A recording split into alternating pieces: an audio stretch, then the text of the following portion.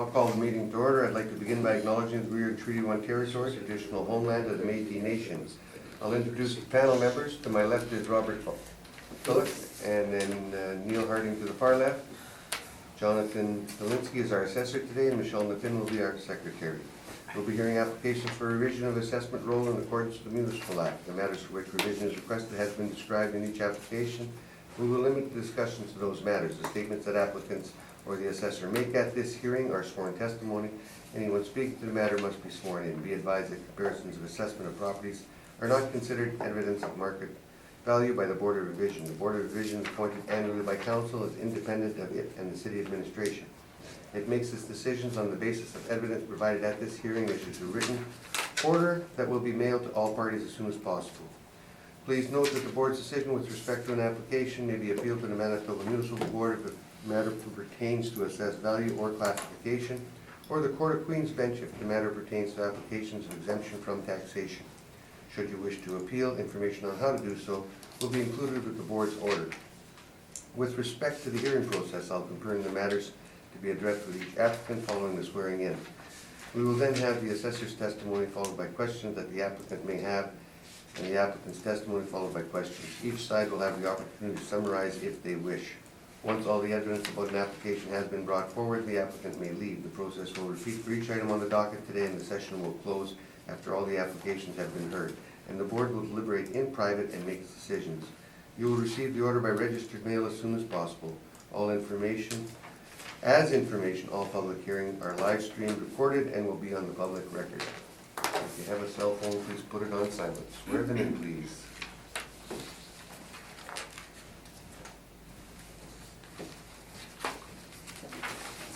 Do you swear in or affirm? I swear. Can you state your full name, please? Jonathan Dolinsky? Do you swear that the evidence you're about to give at this hearing should be the truth, the whole truth, and nothing but the truth, so help you God? I do. Can you state your full name, please? Sid Story. Do you swear that the evidence you're about to give at this hearing should be the truth, the whole truth, and nothing but the truth, so help you God? I do. Thank you. Gentlemen, we'll be dealing with 280 St. Mary's Road. You want to read on the information for us, Jonathan? Actually, that one Yes, has sir. been withdrawn. What's been withdrawn? Okay, that one is withdrawn.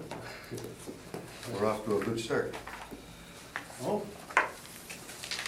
Was it two, I'm sorry, I didn't look at that. The 15-1 was. Yeah, it's 280 St. Mary Ave. It's a 15-1. Yep, you got it. We're going to move on to 380 Donald then. You ready, gentlemen? Okay, just, I'm going to do Yeah. the Find your organized. papers. I got my Donalds and St. Mary's all mixed up. Okay, that one's fine.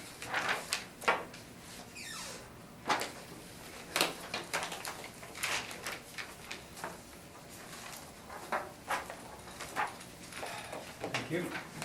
Jonathan, when you're ready. Thank you. Okay, so 380 Donald Street, roll number 1305-266-9000. File number. File number 19-4039. We have a reference date of April 1st, 2018. I have a new recommendation for the board to change the assessed value to $1,880,000, and that's based on a 9.6% cap rate. Just some information on the property. Actually, year built 1910. We have a leasable area of 28,897. Just flipping over, page 2. Yves sent in. Page 3, we have pictures of the subject property. On the top is an exterior view. Bottom of page 3, interior. Flipping to page 4, more interior pictures. On page 5, we have the subject property market income. This is model driven, comes to a blended rate of $8.70. We use a vacancy loss of 14%. expenses at 2%, and I'm recommending we change the cap rate to 9.6%. And that will get to the valuation of $1,880,000. Just flipping to page 8, we have our rent comparables. Comparables at 167 Lombard, 177 Lombard, 456 Main, 321 McDermott Ave, 245 Portage Ave, and 326 Broadway. These are all OFD properties, the same as the subject, and we have an average net rent of $9.50. And that is my brief. Thank you. Steve, do you have any questions, or are you accepting the rec, or? No, thank you, I appreciate the effort. Okay, well, Just a quick question, if I may, on procedure, Mr. Chair. yes, you may question. On the 5%, yes, you didn't mention the 5%, we're asking it to be reinstated. Is that being reviewed as a separate item, or is it just part of the presentation? Part of the presentation, but as far as you want to. We've already heard most of the arguments from both sides on it, so if you want to put anything extra on that 5%, you can. I'm sure it's in your papers here somewhere. Yeah, I have it in the addendum. If there's any questions to it, we can speak to it. Okay. Okay, and I brought 6 or 7 decisions recently that are on this type of building, so I'll We'll pass them on to we'll you. put as much weight as Yeah. we think is And necessary. I also have briefs on, but I won't go through them, it'll take a while. Right now, you can ask questions. Thank you. Just if we could, turn to page 2 of your brief. And you have a sale at $1,550,000 on October 25th, is that correct? That's correct. Is that an arm's length sale as far as you know? As far as I know, it's arm's length. Why would that number not, if that's an arm's length sale, why would that not reflect fair market value? Why would that not, the assessment not use it?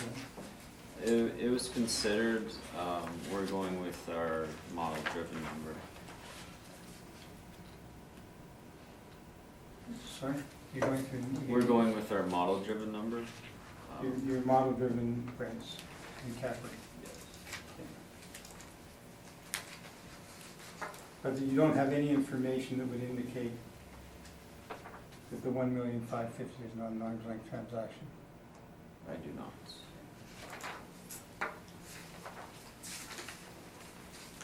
And you've indicated your model rents are $8.70 a square foot. That's correct.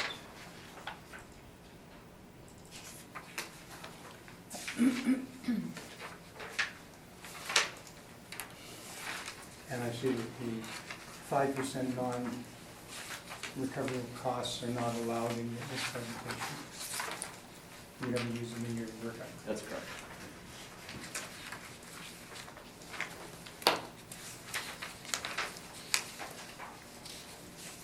And just out of, for my sake, page 8, these are your comps for this particular type of property. And 167 Lombard, we're aware of, that's a grain exchange building, That's correct. and that's a heritage building designated, and it's an award-winning building. I believe so, yes. Okay. And 167 Lombard are the first 4 of your choices.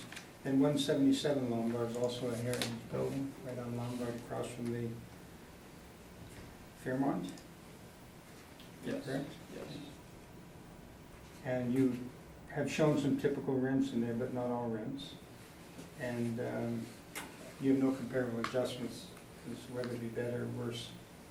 You know, there's just pure leases picked out that would support somewhere in the $10 range. That's correct.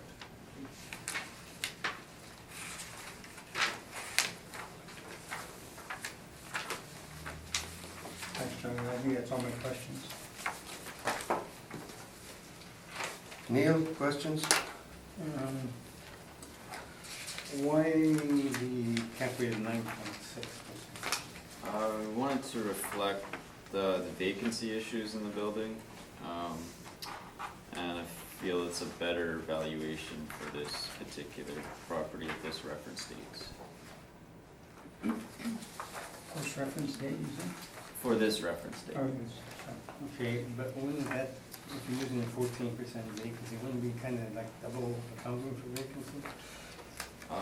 Well, they've had quite a bit of vacancy issues in the past.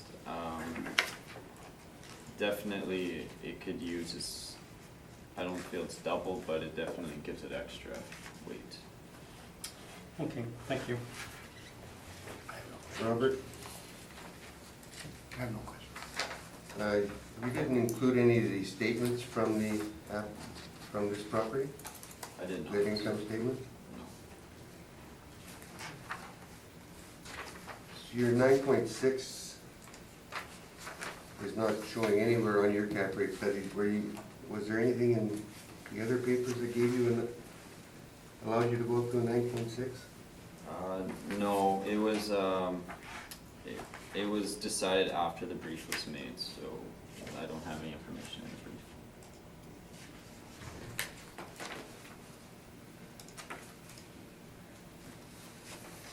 Do you have any reference to what the actual vacancy is in the building? Because you're at 14. Are you saying it's empty? Is it- Second.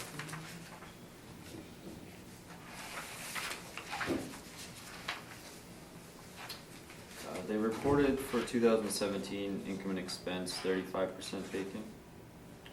And they didn't report any INEs until, or previous to 2013, and they, at 2013, they were 24% vacant.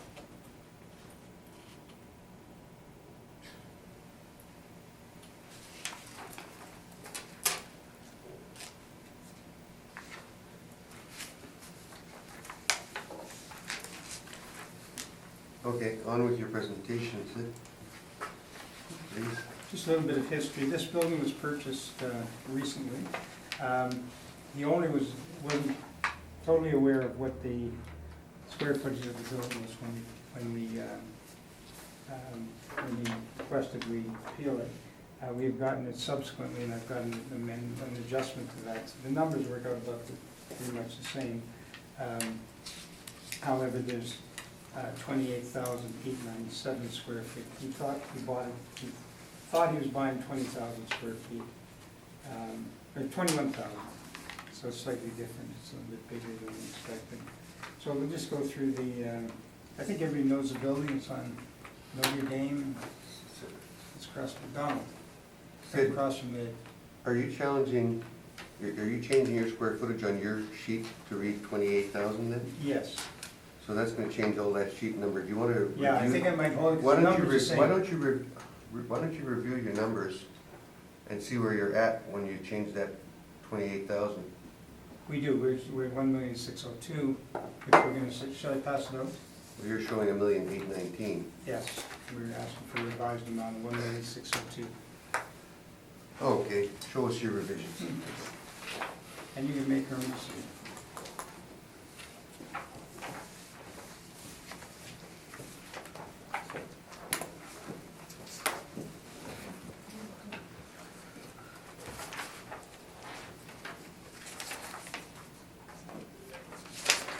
So just going to the, this is Aldo Taylor's Regal Tours, right across from the Landmark Theater, the Town Cinema. in Notre Dame.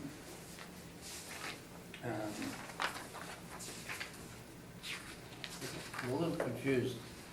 Yeah, because we amended, Is it 28,897 actual? yes, that's correct, That's actual. yeah. But at the time, the same management is still managing the building. The owner who bought it didn't have a lot of information until we got the information from the assessment department, square footage and whatnot. We did get a bit of a rent roll, which you'll see at the back of our page here. We got that when we bought the building, What page are you on? 7. I mean, So there's a rent roll here, but I think it only reflects the space that's occupied, not the vacancy. and it doesn't come to the total. Why does it say 388? Let's wait, let's save our questions till we have this Yeah, full all right, report. all right, Okay. I'm sorry. So, real quick one. Sorry. I'm just as confused as you are right now. Well, it's, maybe I can simplify this, hang on.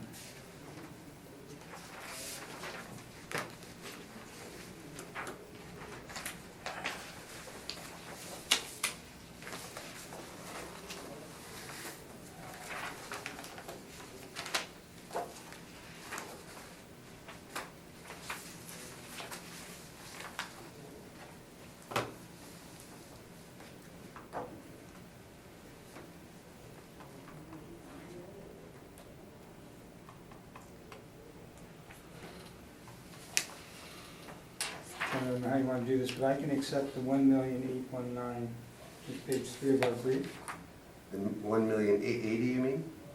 819, No, 1,880,000 is the number he had offered you. yes, okay. Now you're saying you're looking But I at want, looking at his but I want original. You're looking I at want the your original. recoverables back too, Mr. Chair. I want the recoverables in there, that's why I'm using 1,819,125. So you want recoverables on the city's number that they used to get the 1880, is that Well, I what want you're our saying? page 3. I want our page 3, 1819. I believe that the real way this should be done is based on the purchase price, not trying to figure out an extraordinary cap rate and whatnot. But I don't want to confuse the board or myself any further, so. Can you speak a little louder, please? Yes, sorry. Continue. Okay. So if you keep going through the brief, page 4, you see some overviews of the building. Page 5, same thing. Cap rate we've talked about. This is the, starting on page 7 is what he had in terms of the rent roll when he bought it. There was not a lot of due diligence involved. I suspect the same owners own the Masonic Temple on Donald. And what they did is they put on a very aggressive marketing program, because they've just finished it, and they had a parade of people come to look at the space, but nobody committed to it. They became enthusiastic about the area. Their realtor from Collier suggested if you really believe in this area that much, there's a building available, and they bought it. They paid $1,550,000 for it. And now they're getting it all together and trying to determine what their opportunities are for it. I would suggest that, I'd ask the board that you consider page 3 of our report, which is giving us the non-recoverables in addition to, albeit the rent is understated, the vacancy is also understated, it's 35%. I think the assessor said, I didn't know what the vacancy was. So I would ask that the board consider 1,819,125.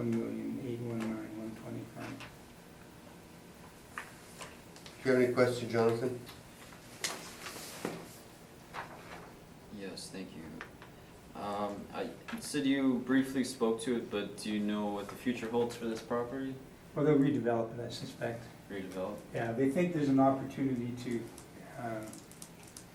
the vacant space is the second floor, and they think there's opportunities to drive some traffic to the second floor that will, ultimately, they believe in downtown, and they believe this area will benefit by redevelopment of that building, so I think it'd be redeveloped. And just to confirm, we're gonna go based off your square footage of 21,000? Well, that's all we had when we did when you filed the appeal and did the brief. He's had limited, if any, discussions with the property managers. They're now just working on getting it sorted out. So we now have when we saw the city's position, we figured we were able to determine what the actual square footage was. Okay, thank you. And you can see where square footage, have you been in the building, Jonathan? I have not. Okay, when you come to the top of the second floor, it's kind of a large common area. And so if you include that as GLA, then that's maybe where the difference went. But he thought he bought 21,000 square feet of leasable space. That's Okay. Sorry about that. Thank you, no further questions. Robert? Well, I guess the only thing I was gonna say, I was a little confused when I was looking at pages 7 and onward, and it seemed, on the top here, it said 388 Donald. And I was wondering why that said 388. Actually, if you look at the vintage clothing store, which is on our cover, it has a different civic address, but it's the same, on the same roll. Same property. See the front of our brief, Mr. Flip? Front of our brief has vintage glory.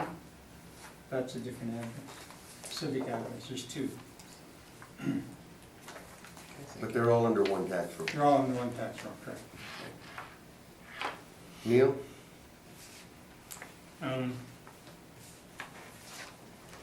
No, no questions. I'm afraid I got questions, gentlemen. Okay. What square footage were you using, Jonathan, I am when using you came up with the new number? 28,897. That is what you ended up using? That's correct. The only thing that changes for me is the cap rate. That's all that you changed. That's correct. Sid, you're saying you're chasing the 1,819,000 from your page 3, but you're changing your square footage to 28,000, so I guess you're probably chasing the city's number there, aren't you? Yeah, we're accepting the city's number because it's better information than the owner had. That's the 250,121 on the rent, correct? On your income? Not the 210 that you've got on your sheet. 10. So where'd you get 251? On his page 5. Oh, here's page 5. That's page 5. Yes, it's got the 28 using model rent at 251.21. Yeah, but your potential income is showing at 210 Yes, on page 3. yes, because we presumed that the market was around $10 a square foot. But if we change that number to 250,000, it's not gonna be 1,819,000 anymore. Even if we put the 5 points in. What I'm saying is, it looks like the 1,1880 is very close to what you, it's actually probably gonna be lower than what your number would be.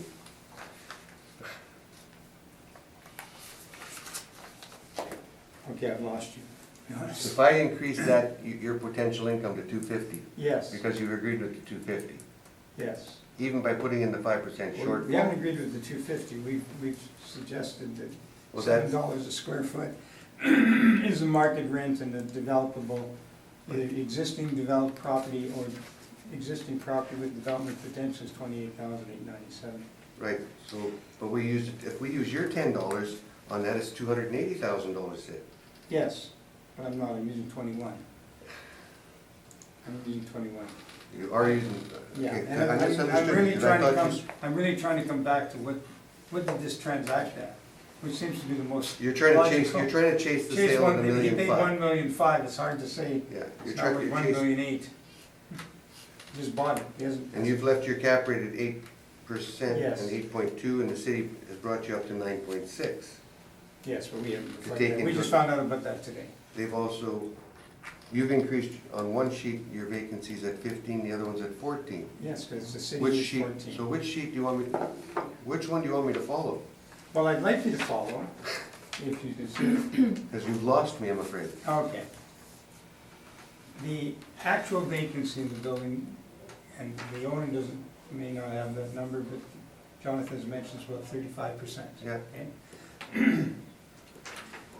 We're suggesting that looking at the market rents for that area, that building should generate about $10 a square foot.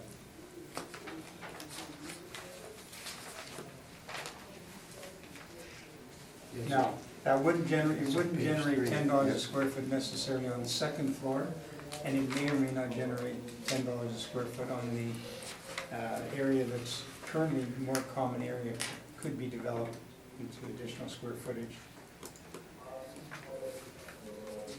So, I'm really, again, I'll tell you again, what we're trying to do is get back to the purchase price. That was our position with, and we thought, we were doing some negotiation, we thought we would perhaps be looking back. So anything close to 1,550,000 is what we're looking for. Well, no, you said 1,000,008, 81? I know that. you said 1,000,819 a little while ago. I know, that's correct.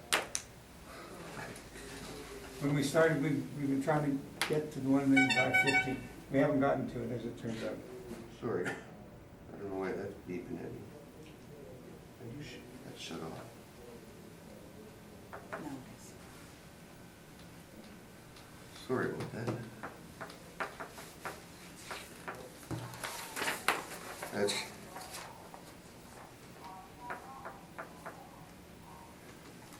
We can't just chase Well, this our position is on the rebuttal for you. on the rebuttal, Yeah, is we're. but you're telling me you want that rebuttal number on the bottom to be 1,000,819. Well, that was conversation that we've had with the assessor, and we're trying to figure out how to get a reasonable number that's acceptable. Are you okay with 1,000,819, by the way? The lowest I can go is my rec. That Is it? is the one he's Correct. offered you, the 1,880,000 is what he's offered you. You're 60 apart. Okay, I don't Really- accept it really- because I need to get the 5% back in as well.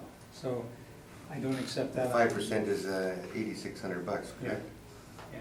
So that would put his Then you number, capitalize. that would put his number at 1,872, Okay.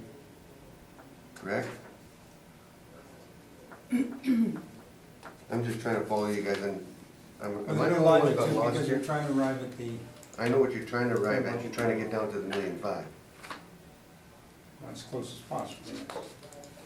The sale was on. So our position, sorry, is what we've handed out today, based on the new knowledge of what the square footage is, looking at what gave rise to that is that it's a blended rate. The rates that are used are not necessarily less desirable during the grain exchange building, and 177. So I would ask today if the board would consider the 1,602,938 by reinstating the 5%, using an 8.2 cap rate and a 7% lease rate. Is this building under renovations at this time? It's the owner's hardly been in it yet, but it will be soon. Not soon, when they get tenants. It's plastered with for lease signs. I drove by this morning. Yeah. There's some vacancy, significant vacancy. Leave it with us. Okay, sorry for the confusion, gentlemen.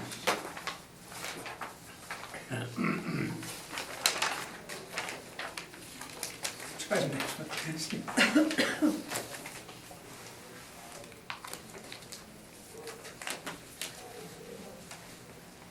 The next property, 280 Main? 280 Main. When you are ready, Jonathan. Okay, thank you, Mr. Chairman.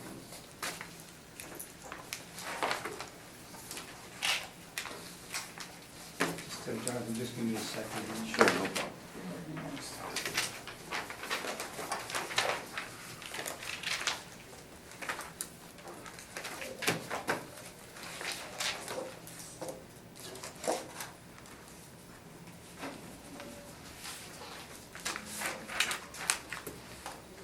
Do you need a couple of minutes, Sid? Well, I just want to get organized. I think we got Sure. confusion on this one too. Why don't you get yourself organized, we're gonna take a minute, okay? Okay, sorry about that. Call the meeting back to order. We are dealing with the file of 280 Main Street. Start with the file number, please. Thank you, Mr. Chairman. File number 19-4862. This is 280 Main Street, roll number 120929900000. This is for roll year 2020, reference date April 1st, 2018. We have a two-story building built 1912 with an effective year built 1975. A leasable area of 29,000 square feet. And our recommendation is to confirm the assessed value of $3,495,000. Flipping to page 2, we have a sale from January 16th, 2007 of $4,590,000. Flipping to page 3, some pictures of the subject property. Top picture is an overhead view. You can see it's at the corner of Main Street and Graham Ave. Exterior picture on the bottom of page 3. Then flipping to page 4, we have our subject property market income breakdown. We have a blended rate here of $10.70, a cap rate of 7.05%, expenses 2%, and a vacancy loss of 10.5%. And this gets us to the recommended number of $3,495,000. Flipping to page 6, please. It shows our rent comparables. We have 7 different office buildings in the area of our subject. They are all OFCs. Our first building is found at 428 Portage Ave. Just our 4 comparables there. They're at $11. Second building's at 570 Portage. A mix of $11 and $12 rents. 717 Portage, $11.50 rent. 1200 Portage Ave, $10 rent. 2 comparables at 305 Broadway with $11 and $12. 2 comparables at 260 St. Mary Ave at $12. And their last comparables at 825 Sherbrooke for a $13 rent. The average of all these rent comparables comes to $11.43. And that is my brief, thank you. Questions, Sid?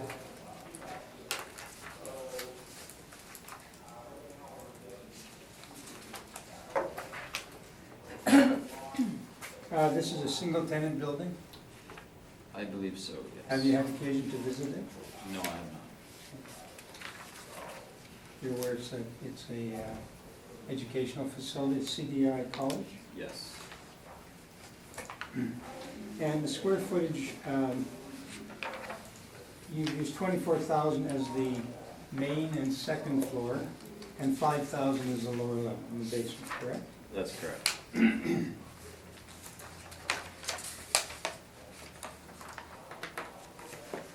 And you haven't allowed the 5% non-recoverable costs, landlord costs. That's correct.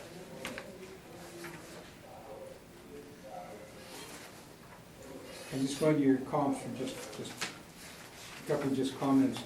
Second one down, 428 Portage.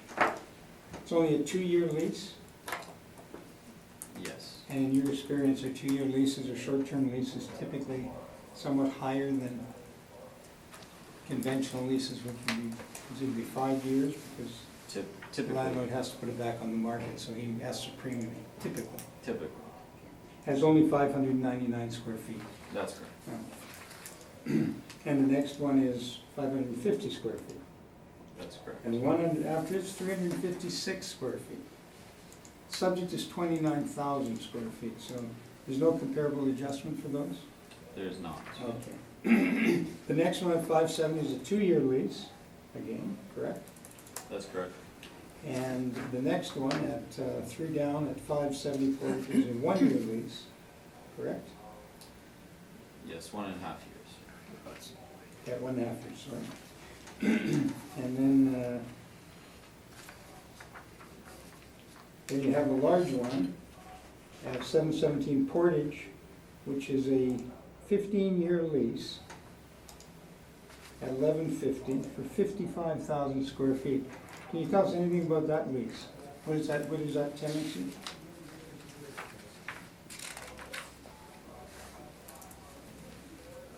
A tenant called New Direction. Correct, yeah. And any idea if there are any inducements or build-outs in their space? I'm not familiar. You didn't see a lease, you just saw it. And typically when a New Directions signs a 15-year lease, Based on your experience, would you expect that they would get some TIs or landlord inducements? I Landlord can't- build-outs? I can't confirm, but it is possible, yes. Okay. And then you go down further to 305 Broadway, 1, 2, 3, 4 from the bottom. It's a 2-year lease, correct, at $12? Yes, So typically you throw that out because it's 2 years. it's 2 years, 7 months, if that makes. Oh, yeah, that helps. And then below 2 years and 3 months is 260 Maryland. That's correct. Okay. I just wanted to go through that with you because. And this building is an older, built in 1912.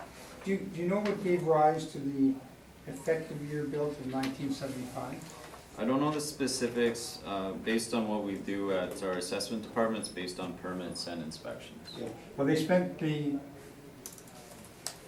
landlord spent over $3 million to build classrooms in what used to be something called, before your time, not everybody on boards might remember, Wilson Furniture Furniture Okay. Store. Okay? Okay. And CDI, based on their head office guarantee, qualified to go on, they wanted to be on Graham Avenue, on the transit corridor. So $3 million was spent, and that's what at least they have, just for information.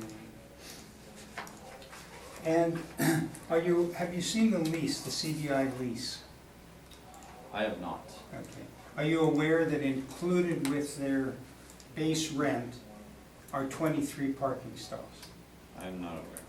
Are you aware that, not last cycle, but the cycle before that, this particular matter, there was an offset of the capitalized value of 280 for the value, the assessed value of the parking lot? Are you aware of that? It was 2 cycles ago? I think you mentioned that, but Okay. And last cycle, the board chose not to accept that. And as a result, the board, it's gone to the municipal board. So 218 is at the municipal board because the city, the assessor, the board, this board didn't accept the offset.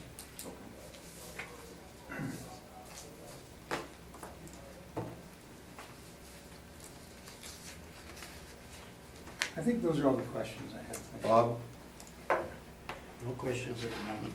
Neil, I have a question. If you look at your rent comparables, you don't have anything for basement space, have you? I do not. Okay, so there, Mr. Harden, what did you say? I didn't hear the so question. you don't have anything here for basement space. Oh, good. So your average is 1143, and yet your above ground floor rent from your model is 1221, so it would seem that it's roughly $1 higher than your comparables. I'm trying to compare our blended rate of $10.70, taking into account. But then you're comparing basement space with non-basement space. I mean, the thing that draws your rent down is the basement, but we should. I mean, I think your comparables should be comparing to your main floor and upper floor spaces. So isn't your rent a bit on the high side? that's a then? question, by the way, Jonathan. I don't know how it's worked out into one, but it is. Yeah, I'm eventually getting to it. Oh, okay. So doesn't your rent seem high then? It would seem high if as what you're saying, we're taking into account as it being a single blended rate, and that's what I'm trying to portray here. Okay. Then your vacancy loss of 10.5, that's your standard vacancy for office? It depends on the building, and how it's performing, and what the model will give us for this type of property. Okay. Now, another question, I know the classification liability isn't under appeal, but if this is an educational institution, shouldn't it be school tax exempt? I'm not sure if it should be. That would have to be something that would have to be looked into. Okay, thank you. Just a follow-up, if I may. Sure, go ahead. Sorry, thank you. Jonathan, on your list of comps, do you know offhand, do any of those comps include parking in the base rent? I do not know offhand. That's That's my question, thanks. Did you say parking in the basement? No, the base rent. Oh, base rent, yes. Walk me through your cap rate on this one. You came up with a 7.05. Suburban B, this one's probably considered suburban. It's right on the boundary, is it not? It's downtown. Well, it's downtown, but I don't think it falls into downtown for them. Oh, Or does it? It's right on the edge. Yeah, it's right on the edge. If we turn to page 7, we can see that our cap rate doesn't fall into the 2 downtown areas there, but it will for suburban A. We're obviously 7.05, we're about in the middle of it. well, you wouldn't call it an A building, would you? No, so this is what we would call a C building, and we don't have Cs in our graph here. My question is exactly that. A C building would have a higher cap rate, would it not? Yes. So your 20 percentile on your B building, either one of them, they're both the same. The high, on the 80th percentile falls in at 7.30. So I'm trying to see where you get the 7.05 for a C building. It's model driven. I wish we had a graph for those, but unfortunately we do not. Well, if you turn to your page 11, is there anything on there that shows office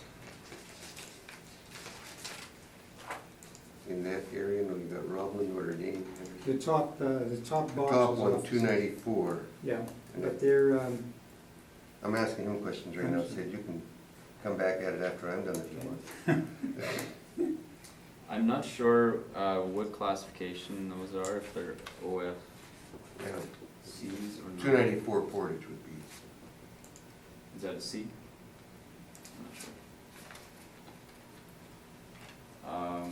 sure. The only thing I can speak to is that it's a model driven number, and it seems to fall in the range of what we're doing with most of our OFCs. Your rent's been covered off by Neil already.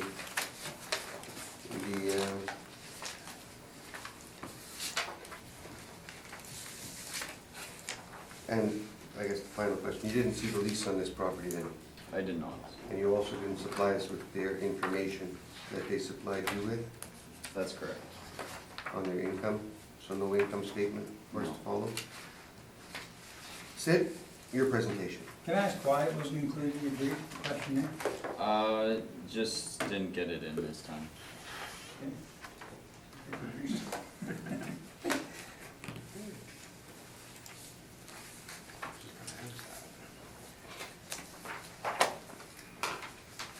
I've got a little bit of a rebuttal, but I'll bring it, I'll just.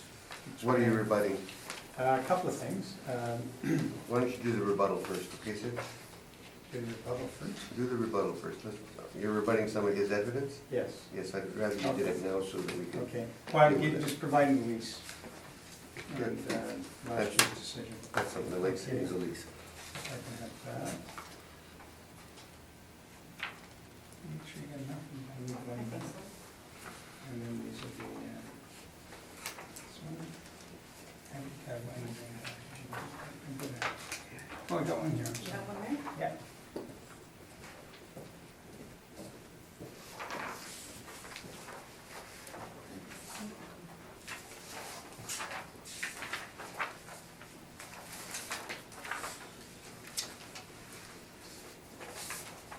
So we'll start with the, Wait, we've all got the information, Sid. Do you have one more of these or no? the law. If not, we'll share, I won't write on the back. Oh, okay, it's okay. Here, have that. Maybe I don't, Michelle. That's okay. I'll get the shares after.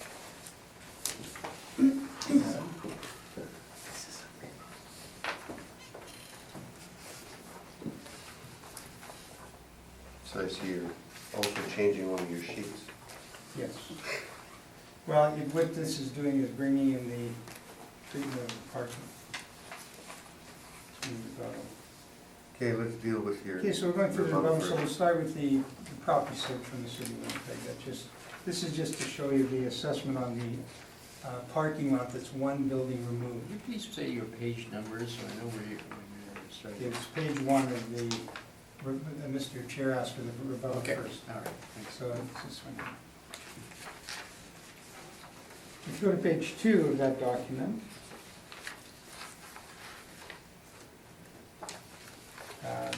and you'll see a 216 decision. And if you go to page 3, you'll see where the decision is based on the Assessment and Taxation Department recommendation to remove the income of the off-site parking lot. So what happened is, prior to last year, prior to 2018, I've handled it for about a dozen years, the income, or the assessed value of the parking lot at 266 was taken off of the capitalized value of the subject, of the main holding. If you go to, these are the excerpts of the lease, and if you just see where the little arrows are, it's hard to ask the question about the leasable area. So what it is the leasable area is 24,300 square feet on the main and second part of the building. And for purposes of the rent, the basic rent and additional rent will be the 24,300. And then if you go down to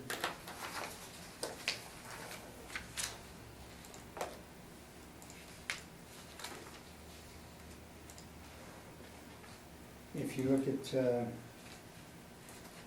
page 5, again with that little arrow is, it talks about the building comprising 24,300 square feet on the main floor and second floor, and the land located at 280 Main Street, Winnipeg, is outlined in red. That's actually, should be 260, that's the adjacent parking lot.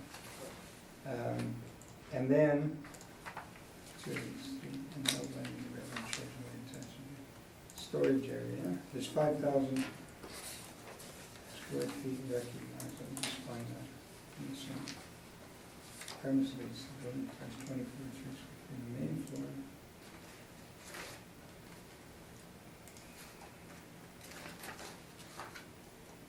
Yes, in addition, the parking lot located, that's on page 5 at the little arrow. In addition, there to the parking lot located at 266 Main Street, Winnipeg shall form part hereof as outlined in blue on Schedule A. Tax and realty taxes we're talking about. Again, if you flip the page, now you'll get into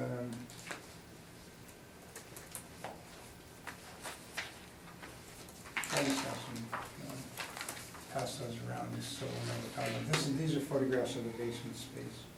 Storage area is located in the lower level of the building, comprising 5,000 square feet, in a location to be mutually agreed upon. The basement is very, very rough, used for some storage, but it's full of sump pumps. Gives you an example of what the basement space looks like.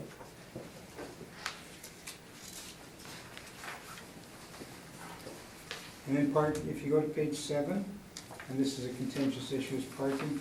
During the term of the lease and any renewals of the landlord shall provide the tenant with 24 parking stalls on a rent-free basis, saving except for realty taxes, which shall be payable by the tenant. So in other words, through the period of the lease, included in the lease rate, 23,400 square feet, it is 24 parking stalls. And they're at, if you know the building, there's the CDI building, and as you start going south, there's a second, used to be the ICO building, and then there's a parking lot. And then next to that is Humphreys, and then you get to the next intersection. So what we're asking the board to consider, rebuttal 2 is here. I wouldn't really consider it rebuttal. Well, it's calculation, but I'm putting, it's rebuttal because it's including the park, taking the So parking off rebuttal the to your own calculation. sheet. I mean, It's rebuttal, no, because the city didn't take off parking, okay, so I'm suggesting it should be taken off there. so where did you take it off here? At the bottom, the 773 is the ancillary parking. You see, this is the first page is the property This search. page, the sheet here is taking it off here. You see it here, this on, We'll ask Picture. no questions about that. that's the 773 there. Yeah. So, and you can see, again, going back into here, this is, as I indicated earlier, in 206, it was deducted. 218, it wasn't, the board decided not to. And this is a decision wherein they, last time they allowed it, and we're asking that it be reinstated. Now, we'll go to, if I start going through the main brief, I can just swap in that page and talk about that page. Get to it. So if you see the front page of our brief, that's a photograph of the subject. Again, it used to be Wilson's Furniture. I believe it's heritage building or protected in any case. It underwent major renovations to accommodate CDI. They were expropriated and wanted to maintain their presence on Graham. They used to be on Graham and Donald or somewhere like that. Graham and Edmonton, I think. So that's the photograph. It's assessed at $3,495,000. I'll ask you to bypass page 3 for just a minute. Page 4 gives you the 29,000 as the square footage, and that's blended in the city's My Properties. The cap rate used was 705. The assessor has indicated that this building falls outside of the general parameters of the assessment, but our experience has been that on these heritage buildings, the Hamilton Bank, the Grain Exchange, buildings of that nature are, particularly renovated heritage buildings, are generally in north of 8% cap. So we use an 8% cap. The rent roll is on page 8, and you'll see it's $12.50 including parking. And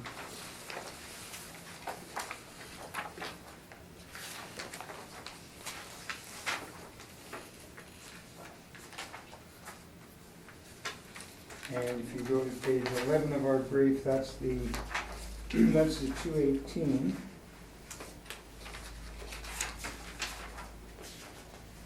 And they were using a capitalization rate of 218, this board used a capitalization rate of 7.75, so we've asked for 8%, and that was based on our presentation. So on this matter, what I would like the board to consider is the reinstatement of the 5% and consideration of deducting the assessed value of the parking lots off of the capitalized value of the subject. Thank you. Oh, and I should leave that number. That would result in an assessment of $1,691,855 on the bottom sheet. Jonathan, questions? And you can refer to both as rebuttal if you want, and Okay, thank you, Mr. Chairman. Sid, do you know what one of these stalls would rent for, these parking stalls on the open market? I'm gonna guess 1 1/4. It's close enough to the central business district that it would be, the city uses $103.50 per stall net of expenses. So I imagine that they would be close. It's electrified. It's a little bit tight. But I would think that they would probably, particularly with what's happening down the street, if there's apartment building being built, I imagine that there'll be demand for these spots. $125 per month? I would say, I don't know for sure, I'm guessing. Are they electric? At least 120, yes, they are. They have Electric electricity. park? Yeah. Are you aware that we took the parking income stream off our valuation? Well, there's no income streams, including the base rent. That's the issue. That's why this shows up this way. Okay, thank you. And your 8% cap rate, what is Yes. that based off of? Well, it was 7.5% last year, and it's a heritage building. And the reason that I believe it was 7.5 last year is because although the building itself, the physical condition, the age, the land to building ratio, et cetera, et cetera, et cetera, would direct you to a heritage building with an 8% cap rate. However, there was a lease with a strong international covenant on it. So that, I believe, is why the 775 was used last year. Otherwise, it would have been 8 or 8.5. So we're suggesting there hasn't been any compression in cap rate in those heritage buildings. The heritage buildings were generally considered to be somewhere between a B minus and a C. And that type of building, older buildings built in 1912. The update where the effective date is 1995, I think, is not accurate because that was the cost to do the build-out. The building has had no structural work or any cosmetic or anything, other than they took over warehouse space and created it to classrooms. And to build to their specifications cost $3 million. So you'll see in your front page of your page, you have an effective date of 1975 and an actual year built of 1912. And 1975, in my opinion, should not be the effective date because the classrooms will not be there if the tenant changes. So I don't believe it should have changed the effective date of the building. What do you believe the effective date should be? Well, I believe that the building is, for the most part, they did do a new roof and whatnot to accommodate that long-term tenant. But I would think that, I don't know what the effective date should be, but it might be something less than 1912, but certainly not 1975. Because this was just an interior built to suit at the college. And it was $3 million, the building permit was $3.2 million. I have no further questions, thank you. Neil? Okay, if we turn to your page 8 there, see the, 8 of his original. yes, The rent roll, Mr. Harden? the rent rolling out. Yeah. So your net rent, net of taxes and everything is $12.50, right? Yeah, so it's sort of a gross rent because it has the build-outs in it, but $12.50 is the contract rent, yes. So why not use $12.50 then, if that includes the parking and everything else? Well, it doesn't include parking. We didn't use $12.50 because the market. Because $10 lower, yes, I know. No, the market rent for this type and age of building is in the range of $8 to $10 a square foot. But does most market rent include parking? Not necessarily, sometimes. Downtown I parking, imagine it so, does. I mean, that's an important point, right? Well, ours includes parking, correct. Well, there you go. For Okay, 25 stalls, thank you. 23 stalls. No more questions. Robert?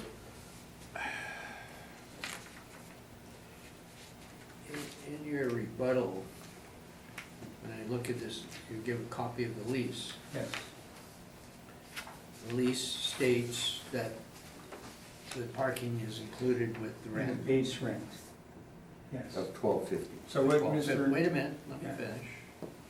And then also the storage is included. It's free. Well, it's included, Yes. when you wanna use the It's a word basement. free. They have access to the basement. This is what I'm paying, I'm getting storage and I'm getting parking and I'm getting the rent, Yes, correct? correct. Okay. So, I'm wondering why, as I said, you didn't use the $12, Well, if you did use $12.50, whether it is the actual, whether you wanna go and compare it to other buildings or whatever the case, this is what the client is paying. yes, that's what they're paying, but it's contract rent, meaning that it includes built-to-suit features for that particular tenant. It means what? It was built to suit for the tenant, Yes. and the tenant is paying through that, it's like it's an inducement.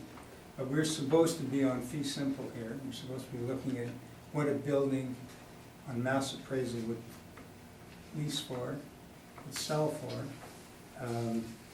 That's looking at site specific at the least fee.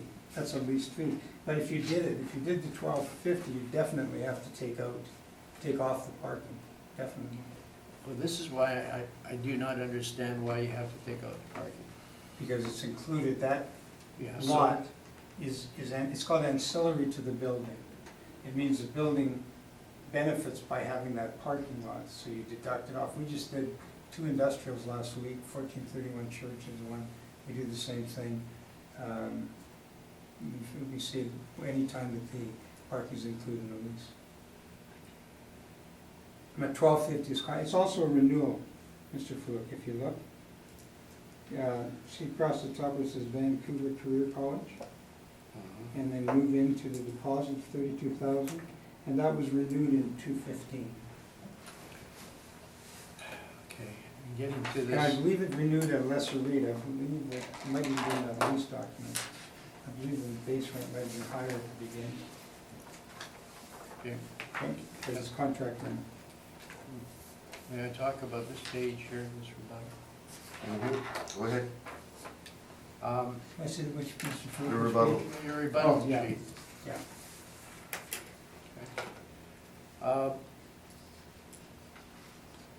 How did you determine $10.14 opposed to the $8.50 for the shortfall? We looked at the similar type office buildings in and around this area. We represent the Grain Exchange, Hamilton Bank Building, Johnson Terminal, some that are coming up to the 120. These are all in the 839, another one that's coming up today. They're all similar, they're newer, a little bit newer, the comps, but they're generating, we believe, $8 or $10 is a reasonable market rent for that vintage of building, particularly with the heritage designation. This would have the exterior, I imagine the facades are protected on this building. So then, and also when you talk about your non-recoverables at Yes. 5%, is that equivalent to the city's giving 2% for expenses? In effect? No, the 5% is a stabilized deduction for the property. Through its estimated useful life, the owner is gonna have expenses that he can't recover from the tenants. And it has to affect value because it affects what his return is. But isn't that similar to the 2% that the city does in their The calculation? city treats that 2% as a structural, would be the foundation and whatnot. So that's why you But it's use. also stabilized at 2%. So you're saying your structural 2% is equal to the expenses that the city is saying 2%? If you go to their page 4, Well, they're allowing 2% as a Right. stabilized, non-recoverable related to structural. And Well, they're we're just- saying that that doesn't cover all of the non-recorded. You have a 215 renewal of a lease here, you're gonna have real estate commissions, you're gonna have legal fees. There are costs that you're going to incur. I'm just trying to be clarified. Yeah, The 2% that the city is giving as expenses and comes off, yes, which one is that comparable to? Is that what you call structural? yes. The 2% that they provide is a non-recoverable, but they identify it as a structural component. And the 5. Where does it say they compare it as a structure?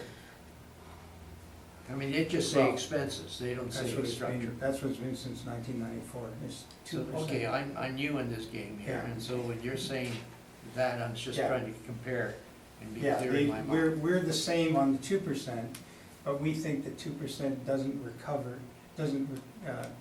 deal with the non-recoverable other than structural.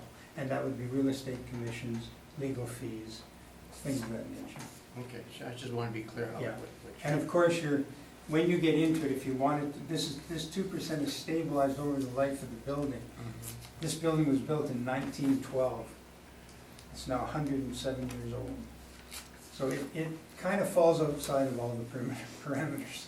But when this tenant came in and they did a $3 million renovation in there, I would assume. The landlord did it, the landlord did it, for the tenant.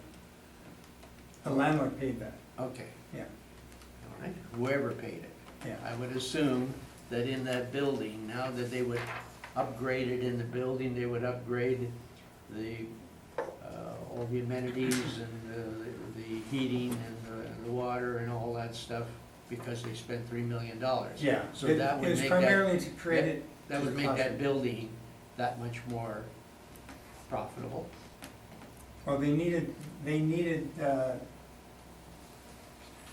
to get that lease, they had to be prepared to spend that I money. know that, but it still would And they make the took a building, chance. aside from the outside structure, Yeah, the exterior, it would have made it that much more, more new, wouldn't it? it would have increased the value, of course, if you renovate.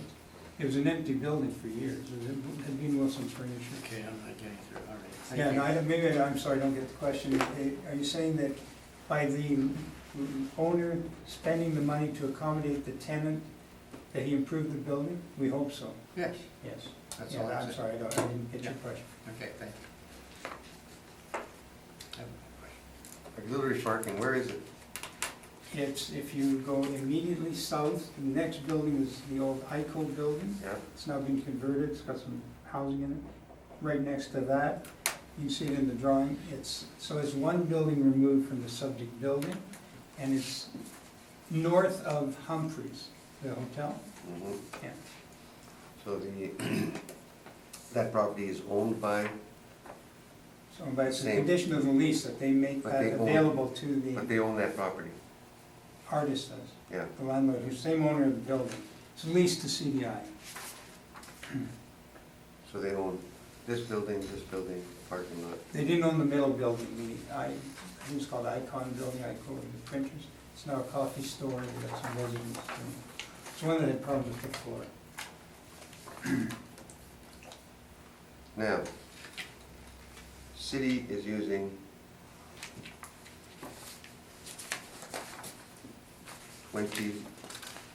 24,000 square feet. Same as you are, well, no reason.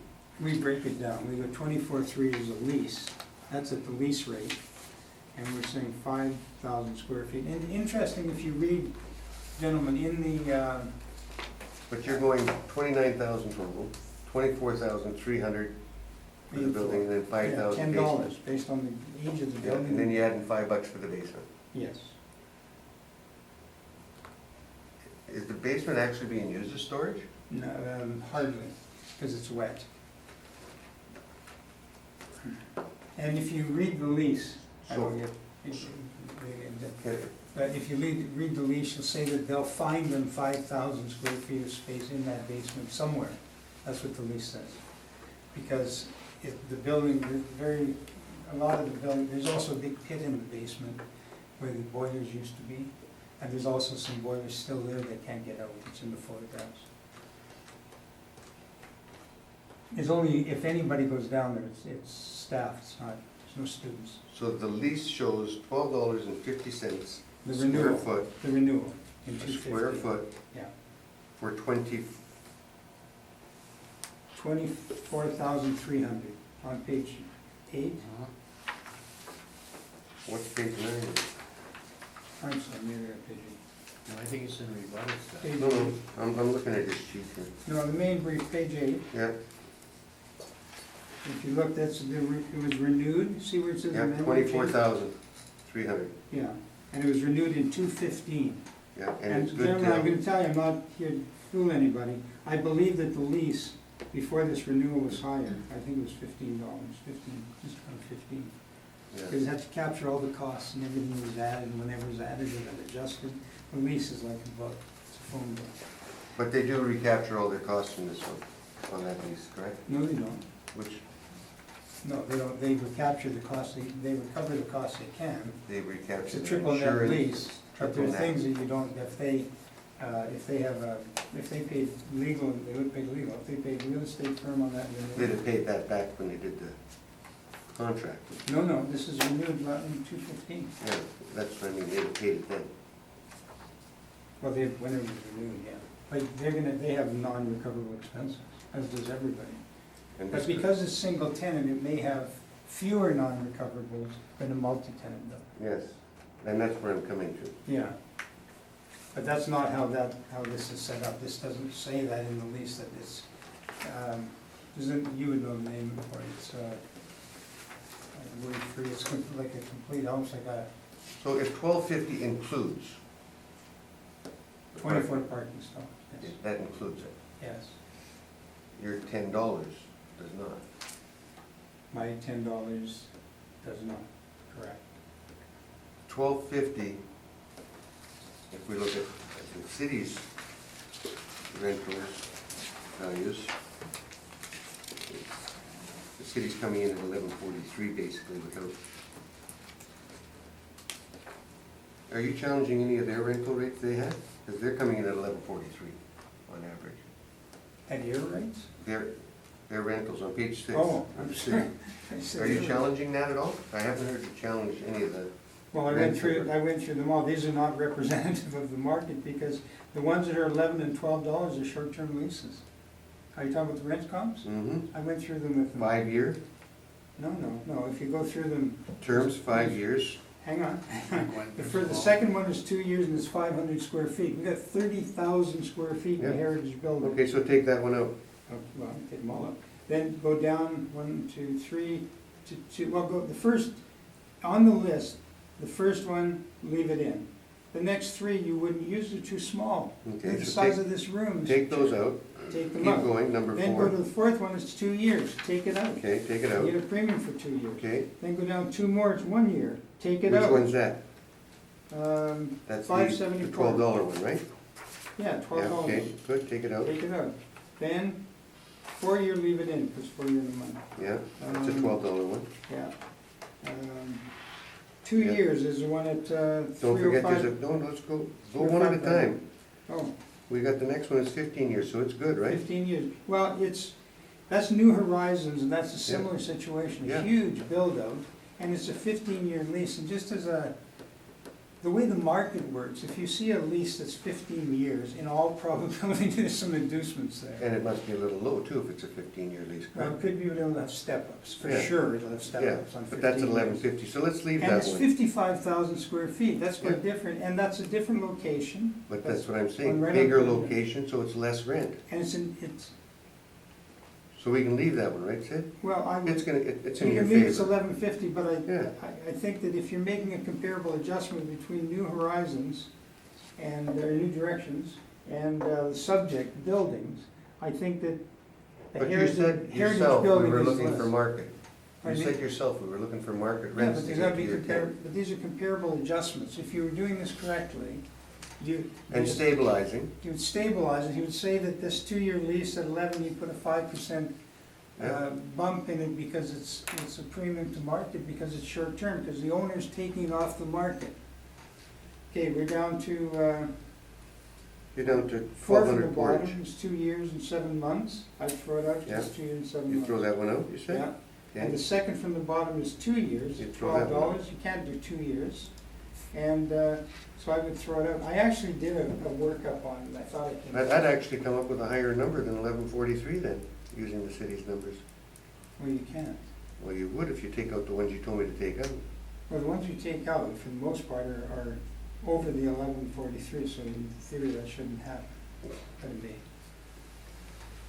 I Sid, believe how you are, do. I'm trying to come up with how you're taking this $773,000 off for the parking. Where do you come up with that $773,000? That's the assessment for the parking, uncontested assessment on the parking lot. Uncontested. Yeah, we just laid it over for 54. How do we know it's right? Well, it may not be right, Or it's right?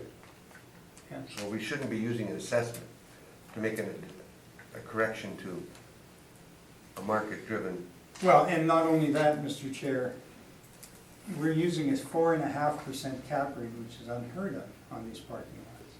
So it could be artificially high. It could be high. Mhm. I would, So, probably is, but that's. so it probably wouldn't be right to use that number at all. Well, that's the number, that's what he's gonna pay tax on, Mr. Chair. So Who's it gonna is pay right. tax on that? So the owners pay tax on that. Mhm. So I would. But he's paying tax on it, he's not paying $773,000. Who's paying What's the tax he's paying? 2.5% of that. Yeah, so it's sure not $773,000. No, I didn't say. I know, but you're trying to subtract it off the value. A capitalized value, that's how you treat it. If it's included in the rent, you gotta take it off the rent. But you don't, not at 773,000, you take off the amount of, We the take actual what cost. we've done in the past, and this board has done it recently, last week, is deducted off of no, the. just remember, this is a different board and we might take numbers differently, Yeah. right? Evidence is evidence, Yeah. how we take it. Yeah. So I'm trying to get you to explain to me why it would give you $773,000 off when that's not an actual cost, Not an actual value. not It an may- actual. It may be, you don't know. It's It not. may or may not But be an you've actual already value. stated that he doesn't pay that much tax on it. What does the They tax, pay tax same rate on it that they do on the building. It's 2.5% effective rate, it's 3.84, 65%, about 2.5%. but you're coming up with a capitalized value, 2,464,000. Then you're subtracting the capitalized value for the other property. Yes, right. Because rent includes, they have to provide that, at whatever value it is, they have to provide those stalls and maintain them other than taxes, and the taxes. Why are would paid you by not the just tenant. include the cost of that lot? Cost when they bought it? No, what it's costing him to give those 26 stalls to this building, Well, he's losing $125 a month, he's not getting from somebody else, not right off the bat. okay? So he has to get that income somewhere, Mm-hmm. and you would, in my opinion, it's the right treatment to deduct it from the capitalized value. It really shouldn't affect us, that the fact is that we can't make an assumption that the assessments aren't correct, I don't think. Now, he bought this property in 2007, correct? Yeah, he bought this No. building, wasn't it 2007 he bought it for 4.5. Yeah, they bought 4.5 million. it, they bought it, I see you're not chasing the sale on this one. no, because they bought it, renovated, and they acknowledged that 3.2 million of that 4.5 was. They're into the sink for about $7 million now.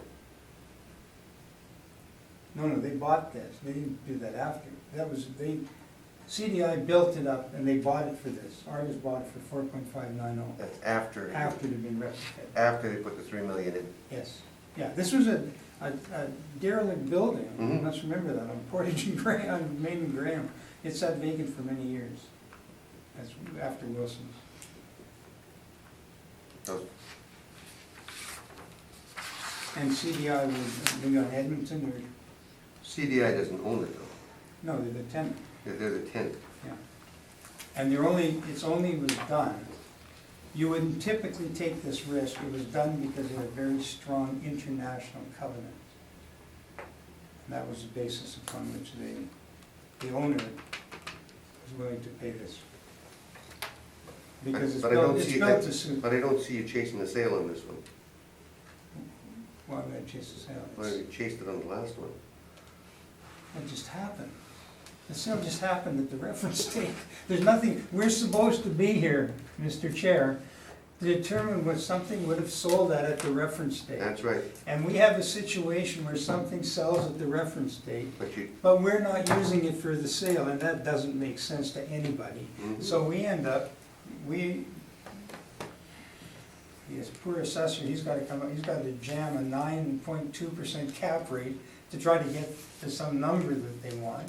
And we're coming along at a $7 market rate to try to get a number. We got the number, we acknowledge, that's what they paid for it. That's the whole object of our exercise. Try to determine what something would sell for. okay, I'm done. Thanks. Thanks, Sid. If I don't beat you up, nobody will. And just in summary, if I may, Sure, go we ahead. would ask that the 5% be replaced as well.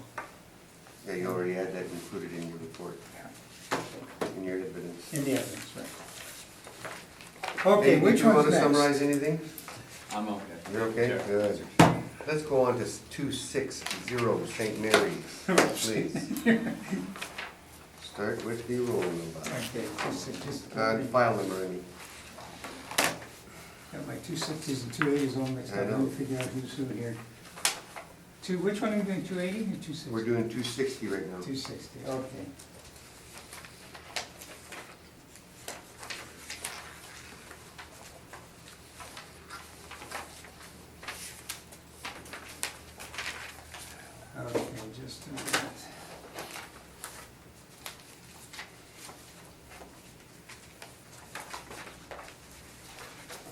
Sentiments, I don't know. Just give me that, Mr. Chair.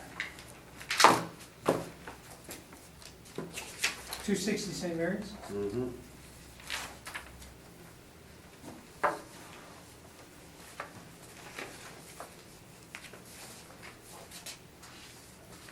Okay, I'm going to do all this stuff.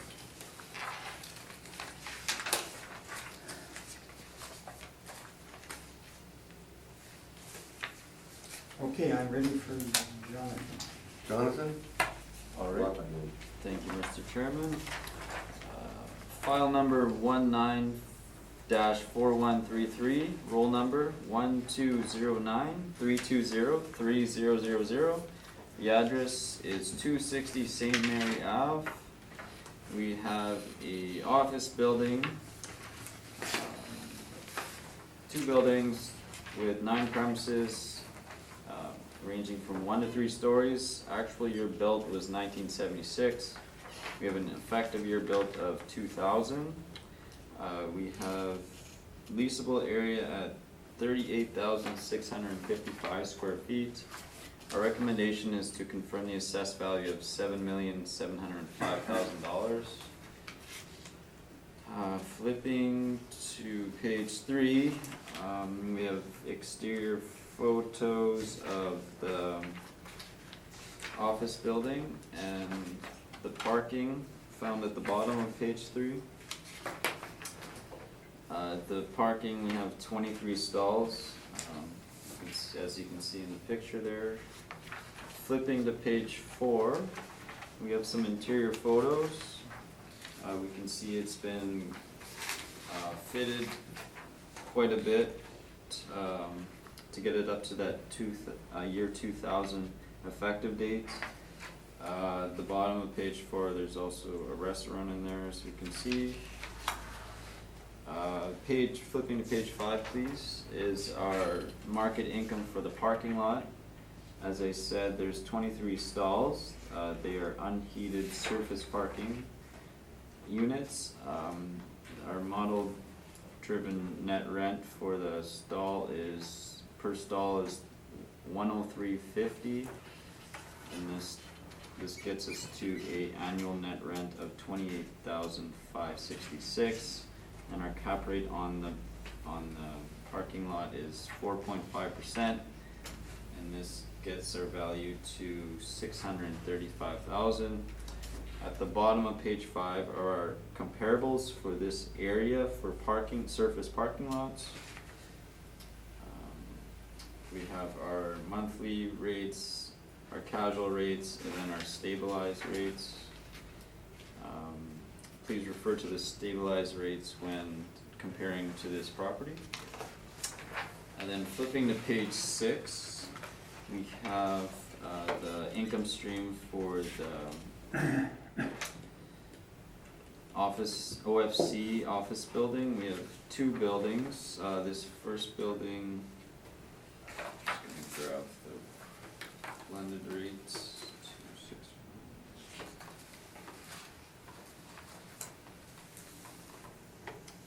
We have a blended rate of $17.55. We use a vacancy loss of 10.5%, expenses at 2%, and a cap rate of 6.9%. Our value for this stream is $3,181,000. And then turning to page 7, please.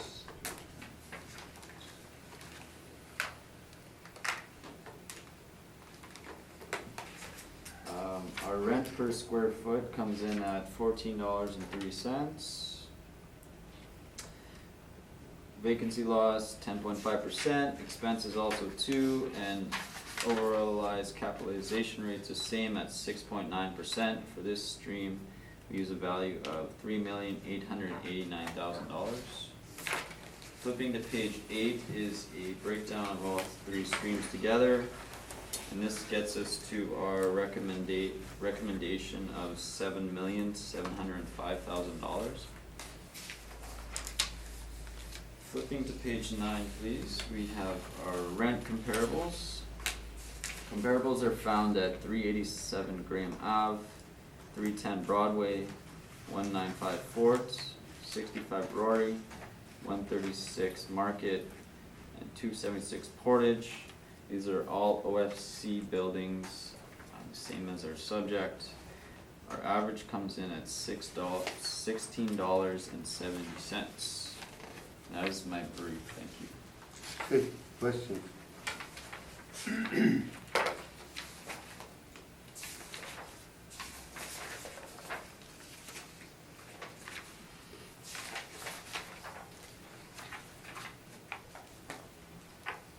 So the effective date is 2000, That's correct. ranging 2000 to 212. And are you aware what gave rise to that increase in the reduction in effective date?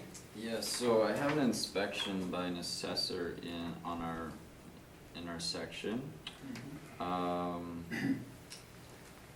This effective age was updated to represent the numerous interior alterations over the years. There was an inspection done in October of 2018, and the effective age was changed to 2000. And was that primarily because of the Law Society? They're the major tenant, they have 24,000 square feet. Yes, they occupied 23,513, and yes, they did most of the changes. And was it the renovation of their space that gave rise to the change in the effective age, in your opinion? I believe so. Okay. So that may be appropriate for the Law Society, but may or may not be appropriate for the next tenant, correct? That could be correct. Yeah. Okay. And just going, this is for information only, on page 2, you have under registration dated December 5th, 2018, nothing beside it. Was that a sale? That's a sale, yes. Okay, and you didn't provide it because it's post-reference? That's correct. Okay. Are you familiar with the sale? I am. Do you believe it was at arm's length? I don't believe it is because it was a dollar sale. Okay. So the dollar sale was 203. This one is a dollar sale as well? That's correct. There was $2 sales within the last 20 years. Well, that's a bargain. Yeah. We want to feel that. You should chase the value. Yeah. Thank you. Okay. And there's 23 outside parking stalls, correct? That's correct, yes. And the space we're talking about, this is the second floor. Is it the second floor primarily on page 4? Is that primarily the second floor? I know the bottom right is the restaurant. I believe it's on the main floor. Garbone? Is Garbone on Yeah, Garbone's on the main floor, Club 200's on the main floor, and the Mexican restaurant's on the main floor. So primarily, most of the photos are, yes, the office areas for the law office. So the law offices are the top, probably the top ones, eh? So it's modernization of the building to some degree, but to accommodate that tenant. That's Okay? And then, just out of interest, let's go to your page 6. Because I spend half my life looking at model rents provided by the city, and I can never tie them into the rent roll. But here we have an easy one. There's 3 restaurants in the Law Society. The Law Society makes up half of the space. So let's go through here and see if we can tie this with anything. Page 6? Yes, you're page 6. I don't want to belabor it, but I find it confusing that it's so hard to figure them out. So what would the first one be? You know offhand? In the model rents of 4333? I'm not sure which space this is, but it's one of the restaurants. Okay. So let's see if we can figure it out.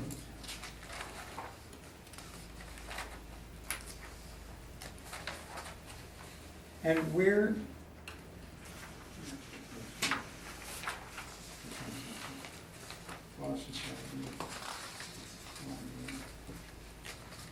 and the former owner was Longboat, is that correct? I am not sure. And Longboat rents space in the building, is that correct? I do not know for sure. Okay. They rent 1,932 square feet, but that doesn't, we have some trouble finding that it's not, that amount isn't in the leasable area of the amount of rents. Is there an explanation for that? I mean, it's relatively straightforward. There's 3 main floor tenants, so they're restaurants, and there's 1 large quasi-professional office, a very professional office. Second floor, why is it so difficult to figure out who's who in the model rents? I am not sure what the breakdown on which tenant fits in the premise area. Okay.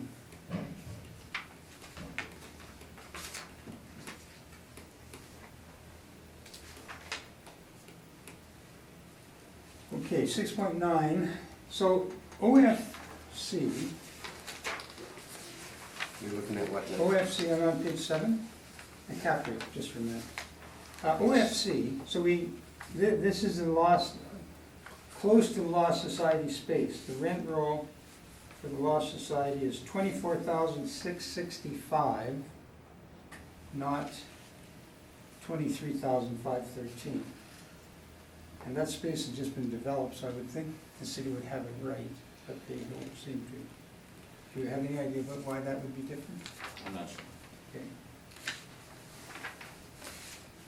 And the cap rate used for OFC is 6.9% by the city. Purportedly, the model, the mass appraisal model, purportedly is telling us that that building is 6.9%.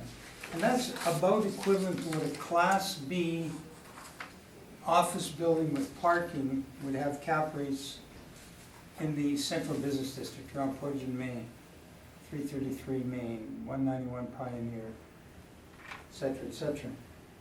What is an OFC in your opinion, Jonathan? OFC would be, Does the O mean older? Office? it, Office what? office C, yeah, it's, well, C like you class? Yeah, C class, not as good as, like you said, downtown office B, but Okay. that's reflected in our cap, we're at 6.9. The highest for OFBs goes 6.75. Okay, so Class C, you're saying, suggesting that if this were a Class C office building, 6.9 would be cap rate. But you've already acknowledged that that's very similar or lower than this board is ruling on the Class B office buildings. So this would be a C office building in your opinion, yes or no? Yes. Okay, thank you. And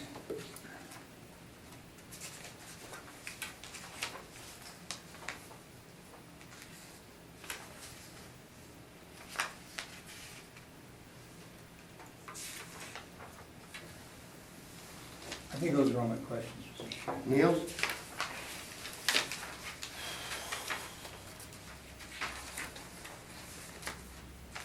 Okay, is that Club 200 still in there?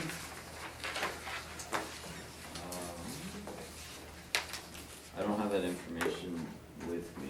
As per our picture, it does seem like they are. Okay, but you show only 2 restaurant, well, Club 200, I don't know if you can call it a restaurant.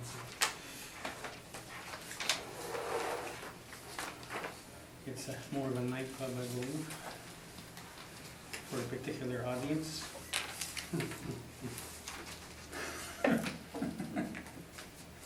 You're on camera, Mr. Hart. Yes. So that, you can't tell us what space that is in? No, I don't have that on me.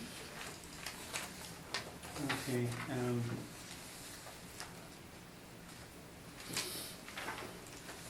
but that's all your main floor space, and then the 23,513 is the 2 upper floors? Yes, I believe so. Okay, those are my questions. Bob?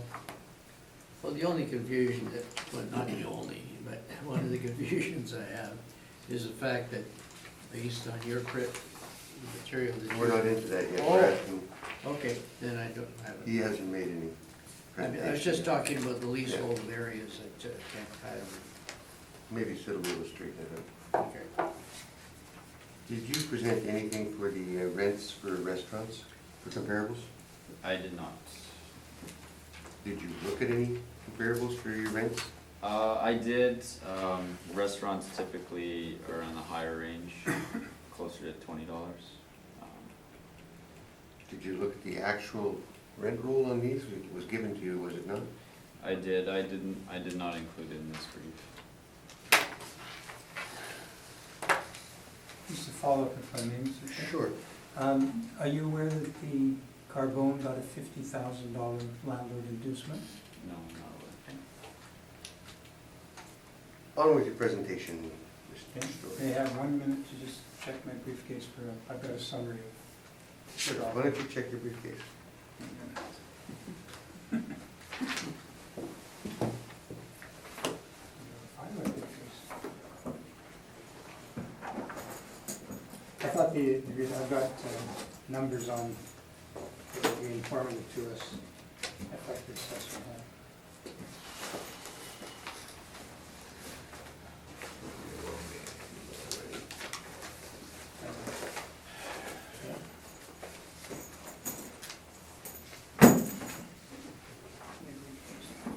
Do you need a few minutes, Dick? Because we can take Yeah, a I've few got a minutes. document here, I just. Why don't we take a few minutes?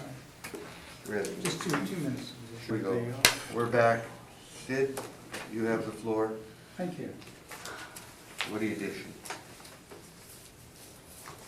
When was the 18th? Yeah, mine got canceled.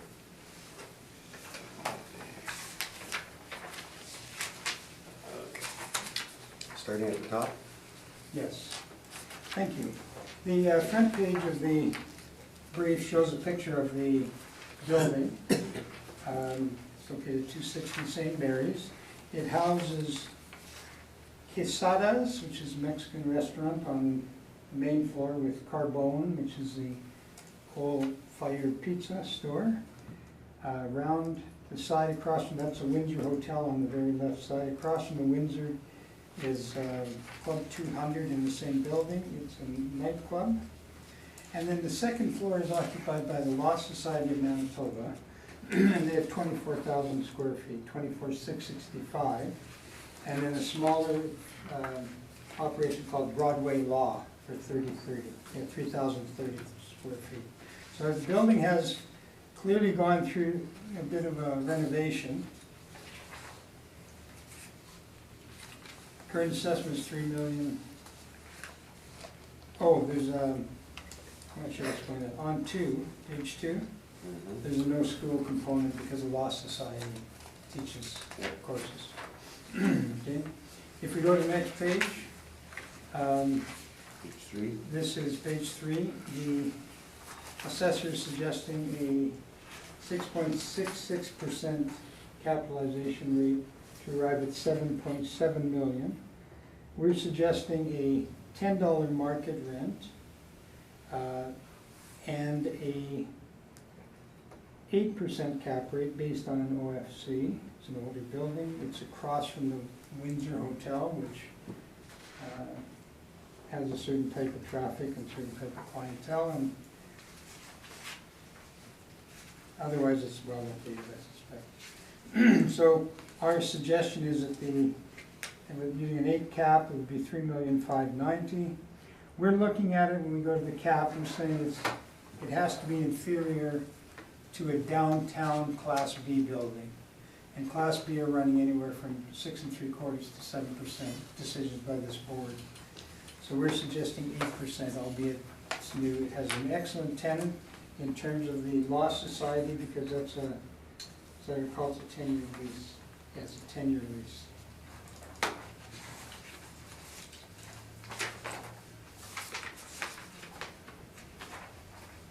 There's some pictures starting at page 6, again, just as we showed you before, it's on the front cover.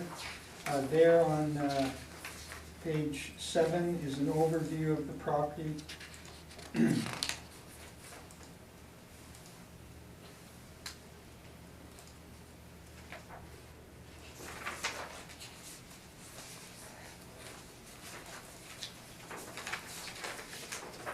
rent roll, if we go to rent roll for just a minute. And let's go to page 10. And the bottom of page 10, that's, you can see the restaurants we talked about. Second from the bottom is Quesada, and they rent 1,500 square feet, 1,565. And Carbone Coal-Fired Pizza, which they lease 3,563 square feet, and they confirmed that they received a $50,000 tenant inducement to sign the lease, and I think that was used to build out the patio. They built the patio on it. You go to the next page, you'll see the biggest tenant is the Law Society of Manitoba, and that is 24,665 square feet, and they pay $11.44 a square foot, and that's a 10-year lease. And you'll see the line below is a credit of 53 cents, and that's because they were given free rent. And the property management system nets that out. So it's a little under $11 a square foot, 10 and change. And that's a major tenant. And that's a fairly current lease. It started in February 1st of 2018. And it's $11.44 before the free rent, and $10.80 after free rent. If you go to the next page, you'll see 4,561 is Club 200. And they are, Club 200 went through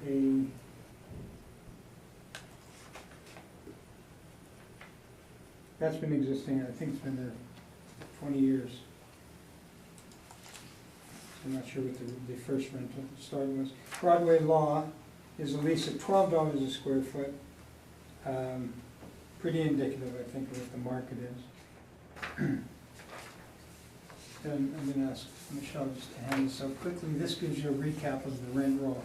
That'll give you a little bit of direction. Oh, here's another one. Oh, we've seen that.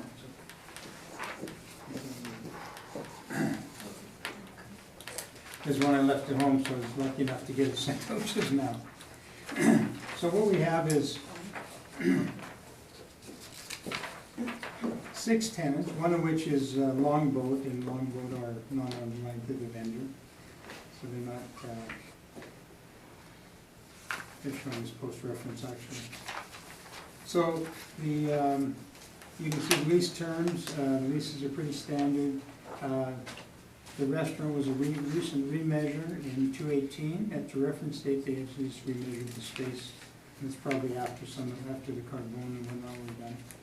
Carbone did an expansion of,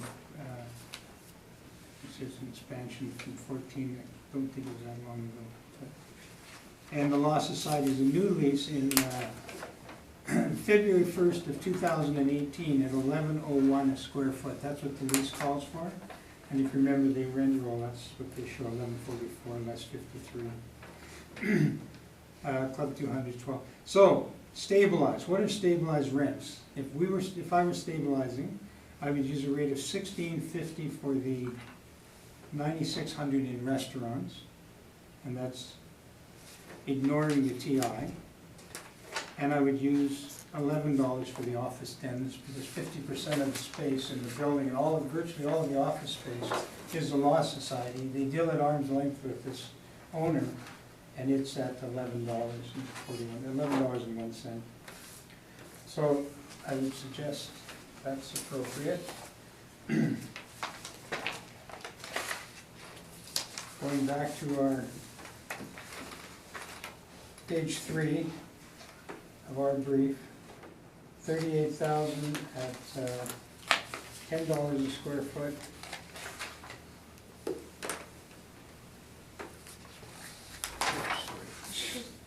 Another year. Good God. You're back on your page 3 now? Is that where you're at? Yes, yes. And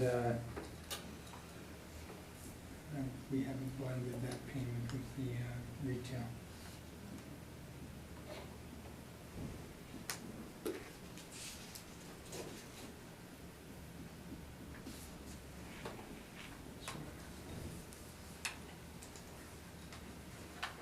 Oh, now we got a flood in here. Apologize for it. When we carried over the owner's rent, we didn't include the higher rent for the restaurant. So we would ask that our position be that we'll accept the assessor's assessment with a cap rate of 8% as opposed to Which one? 7.7, and we'd like to recover both back the 5%, and that's my position. Okay, can you repeat that? Yes, I would have, calculation is incorrect on the owner's portion there. It missed it missed the $6 a square foot for the 38, we made a mistake. So I'm suggesting we use a 7,000,007, but at a cap rate of 8% as opposed to 6.6. And that's recognizing a bit higher rate than they actually are getting. At 16.15, they're getting $11 from the program. So I'd ask that we ask for the 5% back, 5% management, and we would ask for a 8% cap rate. That would be our position. So we're asking for $38,655 at 16.15 with 10.5 vacancy, 850 shortfall. You're going a little too fast. Oh, okay. It's okay, Well, you've got here, so we've got it here. just have to change one number, You got it there? and that 8% on that. I'm sorry, that would be my I'll have interpretation. some questions on that. Good, thank you. Jonathan, questions? Yes, thank you, Mr. Chair. So you're using a INE that is as of December 31st, 2018? I use a questionnaire. What's an Yeah, INE? I'm just asking, No, what does INE mean? oh, sorry, income and expense. Questionnaire. Yes. No, Question. we're not using questionnaire. Um, And we're using the rent roll. yeah, sorry, the rent roll. Yeah. Would you agree that some of this information could be post-reference? Not necessarily. What are you suggesting might be post-reference? Club 2000's lease is past the reference date. Club 200. Oh, sorry, Club 200. Where do you see that in your material? Second last page in your brief.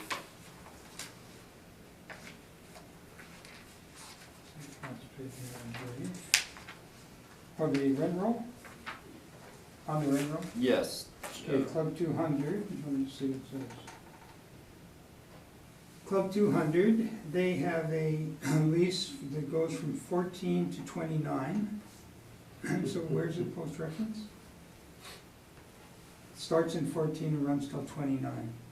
Oh, sorry, the base rent steps. There's one that starts in June 1st, 2018. That's not post-reference, it's step-ups, you mean? Yes. June 15th, yeah, it steps up from 1894 to 1960. But the lease itself started in 214. Okay. Yeah, so it's Thank not, you. it's correct. I have no further questions. Sid, you left out the parking lot. Is there a reason for that? Is there a parking lot there? Yes. Part about the assessors picked up the parking Yeah. lot, 7.7. So you're, well, that's staying it. But that's at 4.5, the cap on that. Yes, It's not at 8, no, but it's not included. but it is included. The parking revenue? Yes. In that 7,705,000, it's included. In that 7,705,000, it's included. Okay. Yes, it's included at, Stream one. Stream 1, page 8 of the city's. 4,407,000. Yes, 28,000 at 4.5%. Yeah. So it's not 8% on everything, but the city's at 6.9. Where are you getting your 8 from on your cap? We're looking at the building being no better than a C building. C buildings downtown, B buildings downtown is 6 3/4 to 7% of the rate building. Where's your information on that? We don't have, we just want. We're using the city's information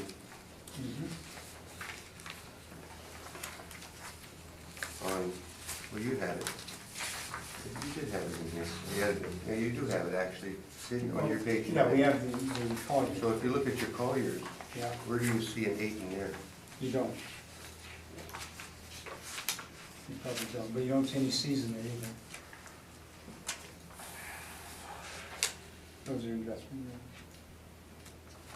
Downtown B, Mm-hmm. they're showing downtown B at, 7.25 on the Colliers, they high. go up to 7 1/4 at Colliers, Seabury here at 7. Cushman Wakefield are 6 3/4. We've had a few and there's run between 6 3/4 and 7, depending if there's parking and amenities. So I think that this is not a downtown B building, it's inferior to that. It was built in the 70s, it's nicely outfitted for this next tenant, for the Lost Society. But I would think the market would, But the building was remodeled. yeah, but that doesn't move it from, that doesn't move it better than the B downtown. You can't move it No, but to Portage and Main from the Windsor Hotel. And the other building we're talking about next has been vacant for a number of years. That's the old Legion right behind it. mhm. And right behind that had been 183 Smith, which was a Manitoba housing. So you've got to take all of that into consideration when you're determining a cap rate. Okay, and that's Location, Where I'm coming from. condition, location. age, 1967, Wow, 76. 67, but what's the, is there not a new age on this one? Yeah, 12. 2012. Yeah, again, ordinarily, what I'm suggesting, Mr. Chair, is ordinarily, a tenant leasehold improvement wouldn't change the effective age of a building, in my opinion. I haven't seen that before. You don't even think it improves the rent? Of course it does, but it doesn't necessarily improve the effective age. The effective age is the heating systems, the layouts, the.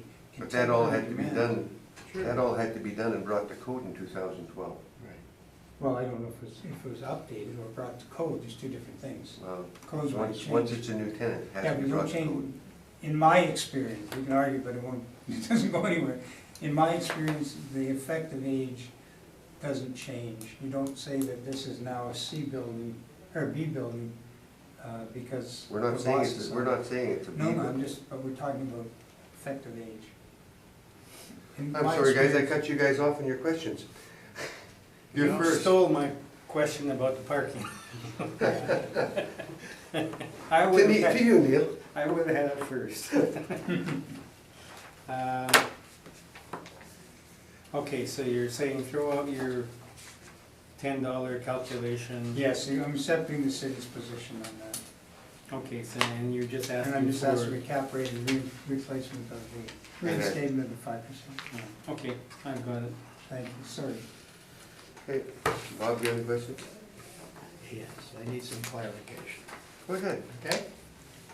So let's go to page 3, Okay, because sometimes I'm not quite sure that I follow you, in all due respect, and I apologize. no, We're that's all right. throwing this away, by the way. That's out. That's all up. We're now going with the city's number. Yeah. 7.7 He's is a going- different cap adding, rate. he's trying to put he's asking us to put the 5% back Right. in, and he's asking us to go to an 8% capitalization, but using the city's numbers, not his. So forget his numbers. Okay. That's, I can calculate that. okay, you got that? Does Yeah. that answer your question? Yeah, thank Okay, you. All right. good? Good. Let's move on. Let's see if we can do one more for lunch, shall we? Now what's next on the hit list? It's gotta have something to do with that number. 635 Broadway. Do Okay, you have all your papers lined up? I think so. Okay.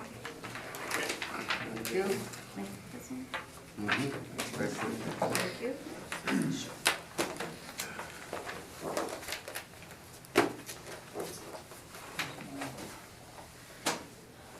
605 Broadway, Correct.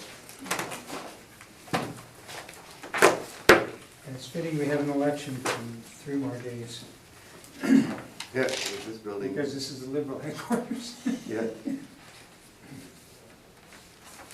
Yeah, you did this one before. Yeah, there was a 219 on it.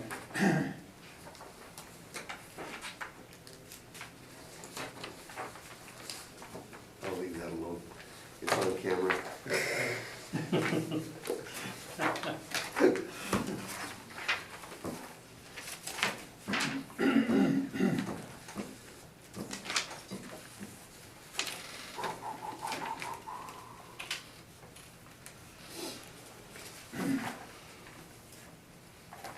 When you're ready, Jonathan. All right, thank you, Mr. Chairman. File number 19-4035, roll number 12090883500. The address is 635 Broadway. We have a 1-story building with an actual year built of 1986. Our leasable area is 4,576 square feet. Our recommendation is to confirm the assessed value of $923,000. Turning to page 3, we have some photos of the subject property. The top picture is an overhead view. Bottom picture is a street view. As you can see, as Sid said, it's the Liberal headquarters. Page 4, we have a picture of the parking lots on the top of the page. We do not have an income stream on the parking lot. Page 5 is a breakdown of our income stream for this OFS building. Our rent per square foot is $14.14.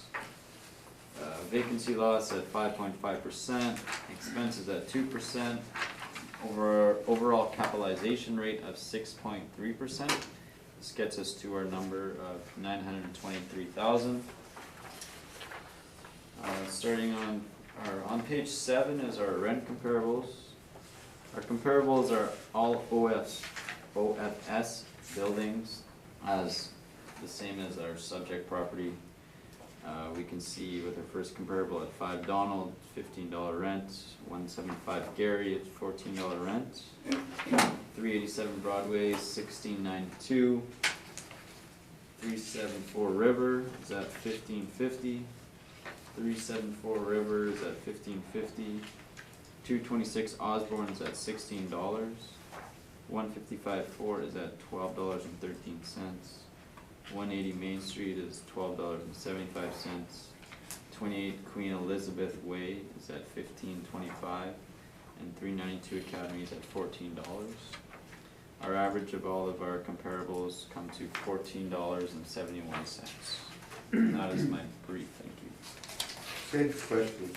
Yes, thank you. Just if we go to page 7 quickly, we'll move. 5 Donald's a pretty attractive building. Are you familiar with it, Jonathan? Yes, I believe so. They have surface and indoor underground parking. Okay. They have a restaurant. Is that correct? I'm not 100% sure. Okay. Trust me. It's I'll take your word. it's a far superior building to the subject.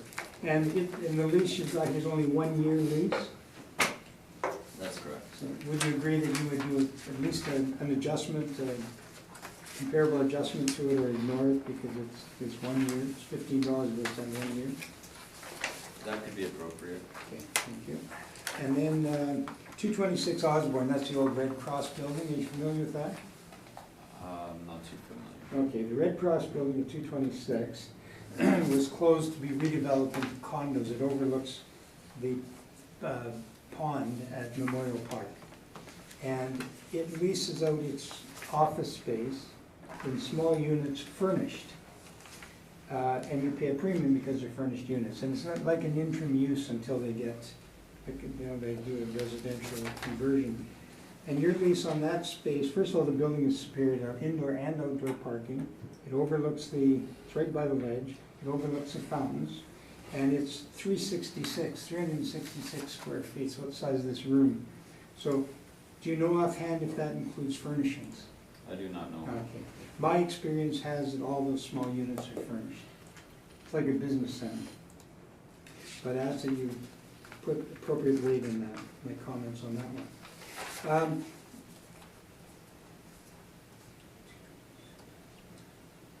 So one here's going to ask you. And then in the 155 Ford, it's a 3 years and 3 years for it. Not bad, but this should be thought about a little bit, I think. And then there's. Oh, yes. What is 180 Main Street? Which building is that? It's got 40,000 square feet.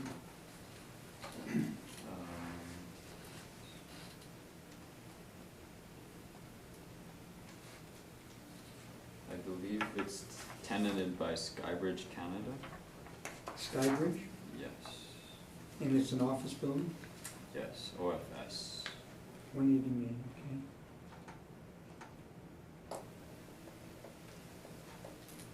okay. Okay. So there's some question as to whether a 4,000 square foot building in the West Broadway area, it should be used as a comparable with 5 Donald and 226 Harlem. That's a comment, not a question. Thank you, John. That's all I have for questions. Oh, I have one more question, sorry. You're aware there was a recent decision on this property? I think we spoke about it, yes. Yeah. And the recent decision was at 679? That sounds about right. Okay, and that was, That was an agreement, not a decision, oh, sorry, wasn't it? I don't know. No, I thought it was a decision, but I'll find out. What agreement? They had an agreement between. Oh, it's 15-1, I'm sorry, 15-1. You're right, Mr. Chair. It went from 881 to 679, right? That was in 2019, correct? Yeah. Yes, that was in 2018. Okay. Those are all my questions, thanks. Do you have any questions? No, that's your questions. I'm fine. Neil, do you have any questions? Okay, No, I'm lost. this is west of Osborne, is it? 635 Broadway. I Yes, it believe so. Yeah. Okay,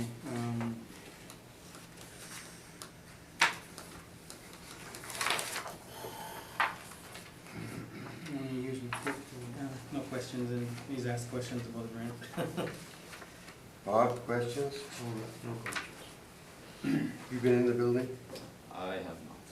Were you aware of the past agreement that was made on this building last year? It was made aware to me by Sid, yes.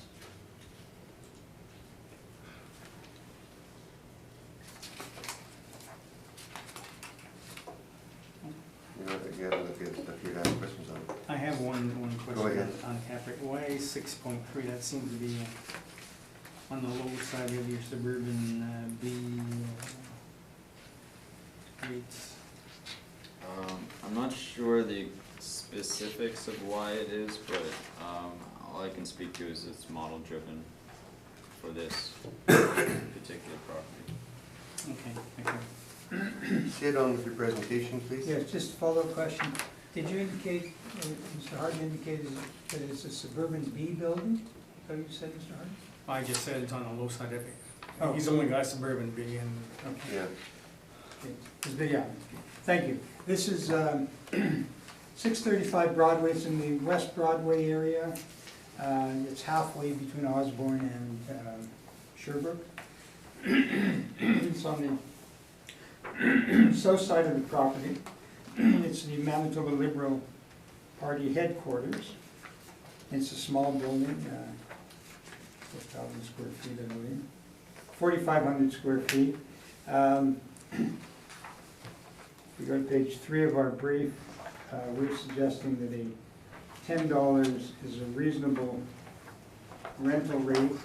And rental rates on this type of building are oftentimes higher because they're so suited to owner-operators, where people, rather than pay rent, can build some equity. But I think $10 is an appropriate amount for this.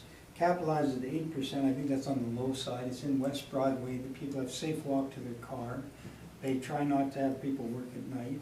Unfortunately, the building is surrounded by, I'll call them social service agencies. There's a clinic across the street, like a pharmacy across the street. There's a hostel in the church across the street. It's just where it is. It's West Broadway, and it's a building that was built in the 80s. And it doesn't have a lot of market appeal, but you will see higher rents typically, I would think, but it's owner occupied, so we don't have a lease. But I'm saying $10 is reasonable. Now, you see that as we go through, the Law Society are paying $11 a square foot in a brand new retrofitted building purportedly. And you'll see on our 829 Portage coming up that rents around $10. On Broadway, 124th and Broadway, you'll see there that the rents are $6 to $8 a square foot, triple net. So I think it's a reasonable amount. I did make a suggestion to the assessor that we would be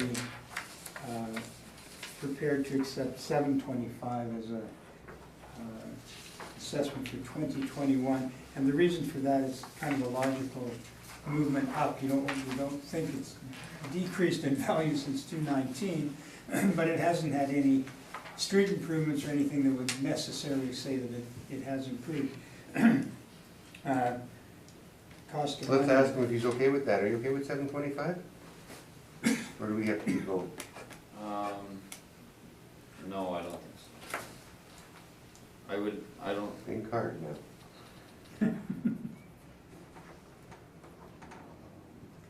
so what's that based off? It's based on the truth. He's It's basing based it on, on it was the six, previous. it was $6.99 based on the previous decision. And it wasn't appealed by either party. Everybody was happy with it. So when I put my numbers together, I dropped rather significantly to $400,000. I would buy the building for $400,000 if I could, because I could use it as a small office building of some sort. There's some panache to that, small office buildings like this. So I don't think the assessment it's certainly not back to 923, and so I think that it's not inappropriate to offer He's negotiating, John. $725. Yeah, so what would the rent be on that? We would just do a flat 725 with an adjusted NOI. We wouldn't be playing with numbers. Okay, I would have to get approval on something like that. And then you can so- just leave it with us, then you won't Yeah. have to get approval. Continues it? Okay?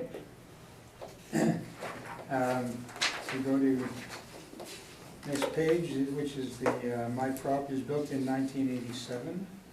So it's 42 years old. It's had no change in effective age. And I walk around it and it's in reasonably good shape, but I don't think it's had any major updates or changes effectively. So it's a 40-year-old building in a very rough area, or not a very rough area, an area that's isn't always the best of areas. It has some parking, which is a positive, and I think that there's probably a market for this building in that. The 679 was a 219 value, 7, 7.25, I'd say 7.25 is an offer. Failing that, I would ask the board, choose whatever you choose as a market rent, and certainly the 1414 is not market rent, is not, if it came from 5 Donald, I think we all know 5 Donald, it's a pretty nice building, and we all know the Red Cross building, equally pretty nice building with an interim use, and it's not a $14 market rent, the model rent wouldn't be anywhere near that for that particular property. And it only gets as high as 10, only gets double digits because it's small enough that people can use as an alternative to renting, to paying rent. So I'm suggesting that if the city doesn't accept our offer of 7.25, I would like the board to consider $434,062 using an 8% market capitalization rate, which I think is not inappropriate for anything over a downtown B building, and that's what you're awarding it. If there is a hierarchy of rates, which is supposed to be in this business, the suburban office, 42 years old, no amenities, would be much higher, one would presume, than the downtown B, which is 6.75 to 7%. And I'd like my 5% back, please. Got any questions, Jonathan? Just gotta throw that in there. He does it every time. Just sit on your last page, you Yeah. included the 15.1. Yeah, I didn't, you know what, I apologize.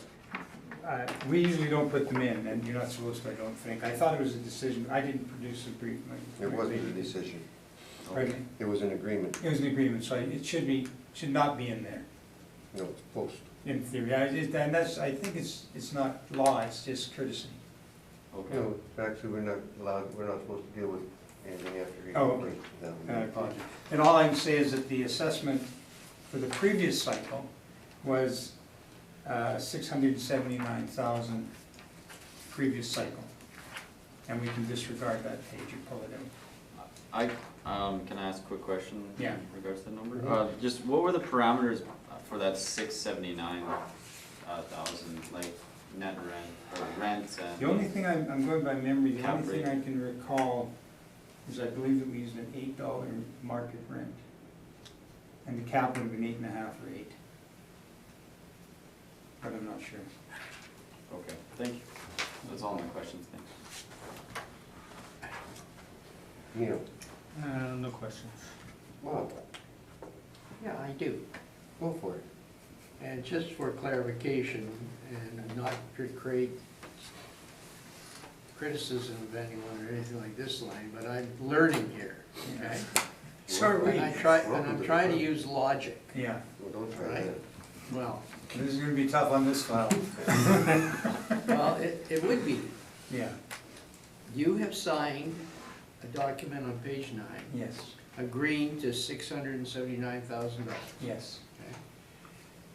How long has the Liberal Party been in that building? Oh my goodness, I don't know. 1970, So they haven't changed. when they sold the other building, the Campbell House. All right, so they've been there for many, many years. Mhm. Okay. And do you know the lease, rent that they're paying? I They don't own believe it. there is a lease. They own the They building. own the building. All right. So we had to come up with a market lease for that So area? what I'm trying to understand, Yeah, that you agreed to $679,000. yes. You come along 10, 11 months later, Mhm. and you give us some figures that you're now saying this building is down to $434,000. Right. Why would you even do that? Well, you In gotta fact, remember when the, you already are the idea- starting at 679. well, the reduction from 679 was because we appealed it Yeah. on behalf of the. But you still accepted it. No, yes, No. we did, but we appealed it because it was 881.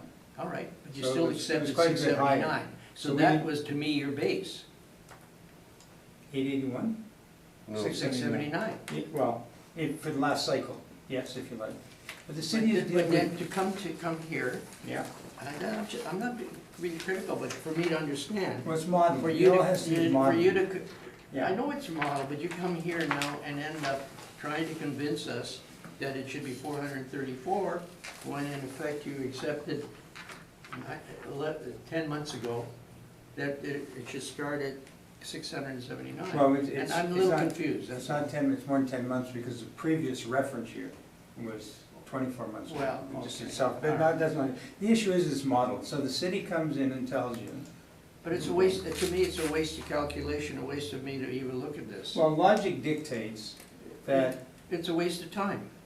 well, but that's your choice.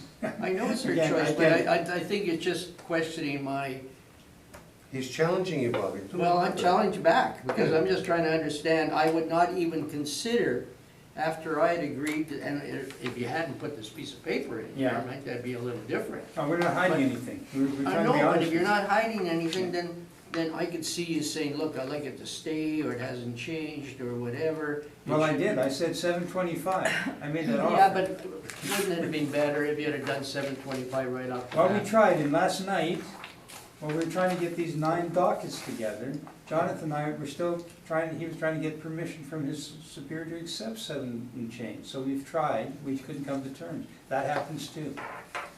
But you just have to go off the model, and I've told you what I would be prepared to accept.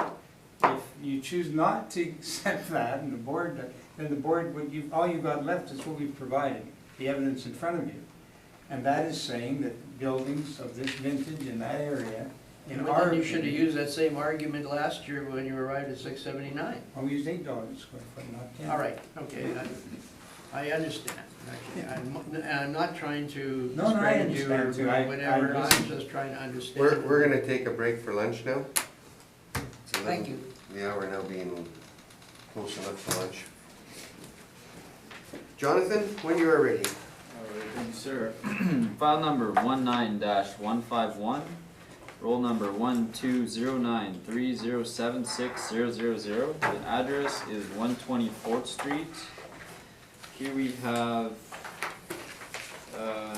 2 buildings, 1 to 2 stories. Actual year built 1929, effective year built 1950.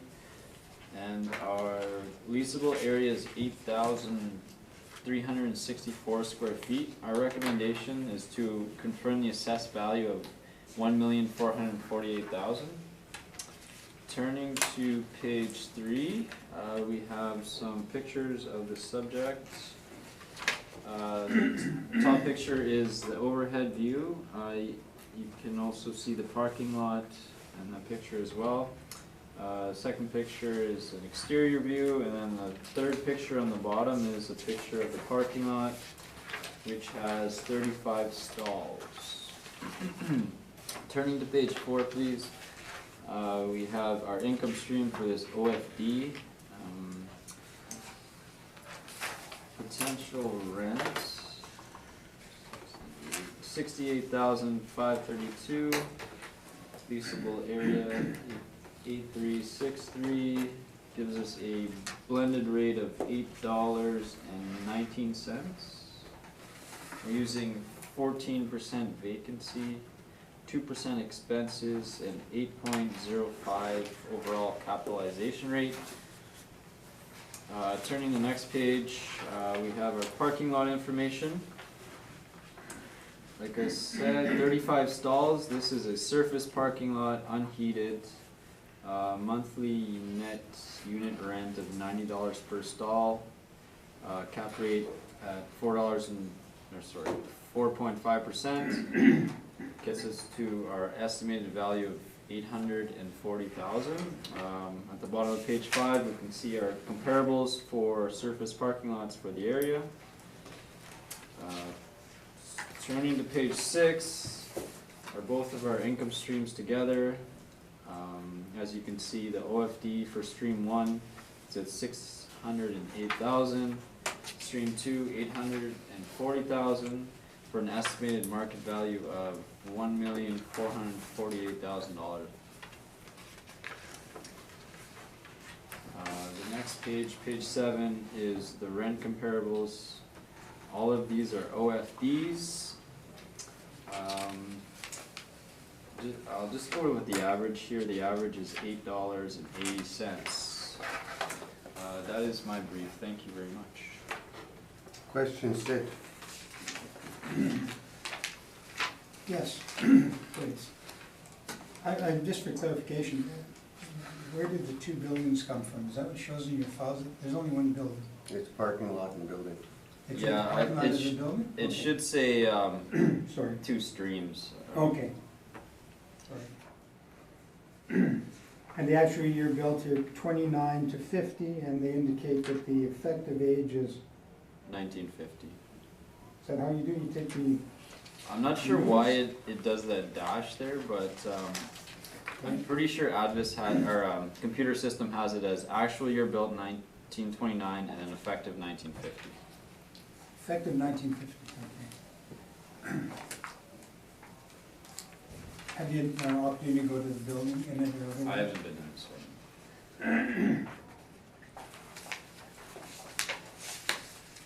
Something very interesting in that, I wondered if you gave any consideration to this. When you look at your page 6, the 2 income streams, the highest and best use of this site would be a surface parking lot, not an office building, a surface parking lot. The cash stream for parking is higher, 840 versus 608 for the office. It's a functioning engineering firm, it has been since it was a functioning architectural firm. Does the city give any consideration to that anomaly? You wonder about it? How did you think about it? Yeah, like I can see it. It obviously is a very successful parking lot. I'm not too sure. Okay. They've never ever earned 1 penny from the parking lot. It's not for use to anybody. They don't rent it evenings, special events. Are you aware of that? There's 0, they've never collected 1 cent for parking. No, I did not. You're not aware of that? Are you aware that only 27 of the stalls are electrified? No. No? Shouldn't the city have that information if they're trying to assess these properties? I'm not sure if we do or not. Okay.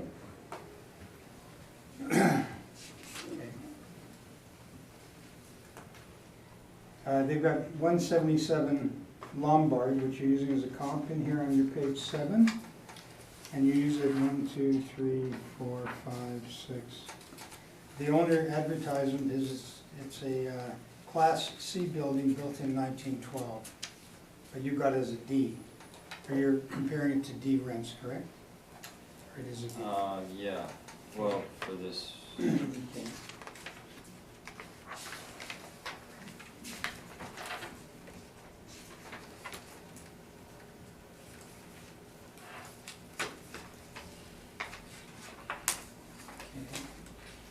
Maybe I'll tell my little story and then we'll move on. Okay, I'm okay with questions, I think. Bob? No questions. Neil? How did you choose the cap rate of 805, other than model driven?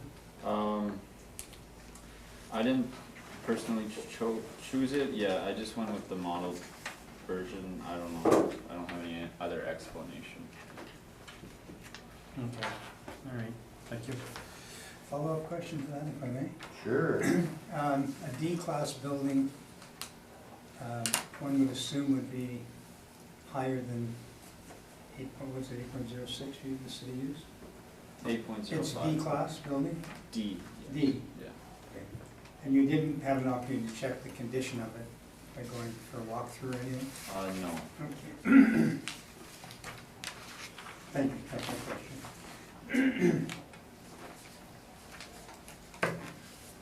You ready for my brief? gentlemen? No, just give me 1 second, please.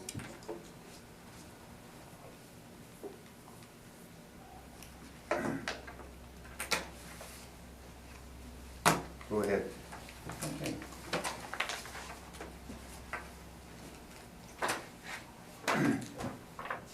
The property is located just off the corner of Broadway and Fort. It's 120 Fort. If you go back, historically, it was an architectural firm. The architectural firm lost the building in mortgage foreclosure, and 2 of the tenants took over the building for the mortgage. I'll get into that in a minute. If you go to page 3, this kind of summarizes how we think this property should be handled, and I might add how it has been handled in the last 3 cycles. They've all been handled exactly the same way. And that is that we take the rent for the property, including 1 stall for every 1,000 square feet. So you'll see the rent includes 8 stalls, okay, for purpose of assessment. The lease rate we use, including in 1 stall, is $10 a square foot. That's higher than the assessor has just mentioned on his comparables, which are in the $8 range. We use 14% vacancy simply because of the age of it, and that's what the model is. And this thing has a certain estimated useful life that's we're probably approaching it. We accept the that 27 of the stalls,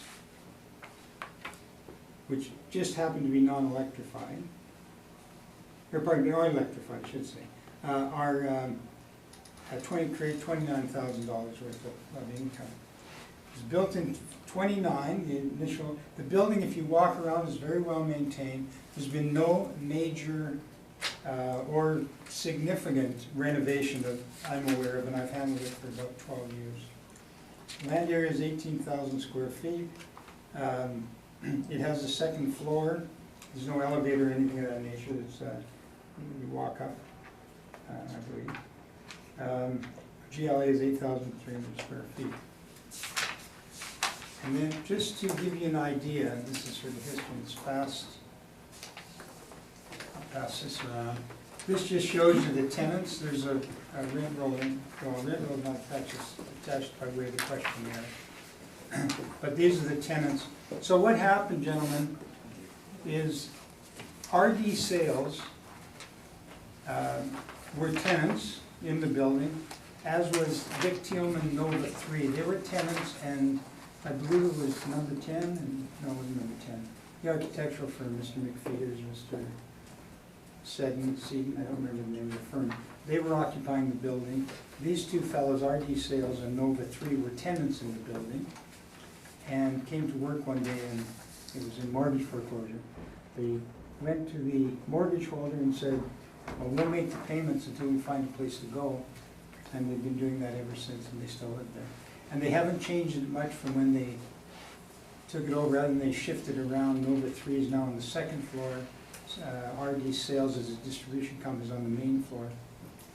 And then what they do is they have a formula, and it's at the bottom of this page I just handed out, that with their leases included in their rent, although for assessment it's only one stall per 1,000 square feet, but these tenants, not 1 + 1 architect, have 4 parking stalls. Van Osh Design have 3 parking stalls. R&S Sales, which is one of the original owners, has 7, and Nova 3, which has all the staff in the building, have 21. So the 35 stalls are allocated to the tenants and are included in the rent. The questionnaire for 16 is attached here. The rents are gross rents, and then they calculate it back this way. But the rent owner is quite low, but the owner occupies a goodly portion of it. There's been deferred maintenance issues that were brought out in the last cycle with quotes and photographs. We've abbreviated them here, but they're all here. But there's the roof is original, and the building is, let's say, a dated building, an older building. And there's a budget there. We're not using that number anywhere other than to talk to cap rate, but there is some deferred maintenance. And you can see some of that. If you go to page 8 of our brief, and you'll start seeing, and you'll see in a note in the questionnaire that the owner is saying that this work is not yet done, although this quote was at the end of 2015. So 2 years later, it still isn't done. And that's on the, that's TriStar. And then there's, the next one is, Trinity Property Services. Oh, the windows. They need new roof, they have to replace the windows. There's a roof, there's the windows. The curbs have to be redone. This is an example on a photograph. Let's see the page number.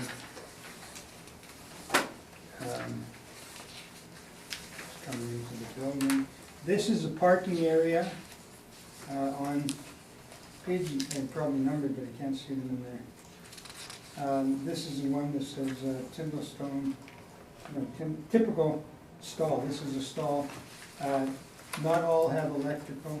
This is next to their building on one side, and then there's a house. No other house, I don't know if it's used or not. This is the inside of the building. Nova 3's space. They're the engineering firm. They're the electrical engineers. Quite popular, and they're full of staff all the time. They fight for their parking stalls. I think some of the staff still don't park on the site, there's not available space for them. They're all allocated. If you go to the next page, that's the interior stairwell that gets you to the second floor. It's very rough. This is on the roof. I don't know if that's showing something, has some deferred maintenance. This is, it's a dated building, one you see, here's a washroom, you can see it's not, it's a long way from renovated. It's an old, it's an older building. There's some more. This gets you in the basement, and now they have a new issue in the last couple of years. They're getting a tremendous amount of water, so they jigged up their own septic issue, and they've got some other problems, but that's on the left side there. But that's the basement, and it's kind of rough. There's some slab problems. I don't even know what page 47 is, but it doesn't look good. Somebody drove into the building. Anyway, not very good. And then this is showing, because what's happened is over the years, the lighting, some of these receptacles on the building have been damaged, they're not in service anymore, so I'm why we take pictures of them. So, position is pretty straightforward on this. We would ask that the parking 27 stalls, that you treat it as if it were a surface parking lot and an office building, and an office building that could get some tenants, albeit not Nova 3 without parking. We use $10 as a lease rate, which is higher than the $8 and change that's typical for an older office building, particularly a Class D. This has not been renovated. It's functioning the way it is. We're saying $10 is reasonable. I believe last year, I've got last year's brief on hand, and this is what the board awarded exactly.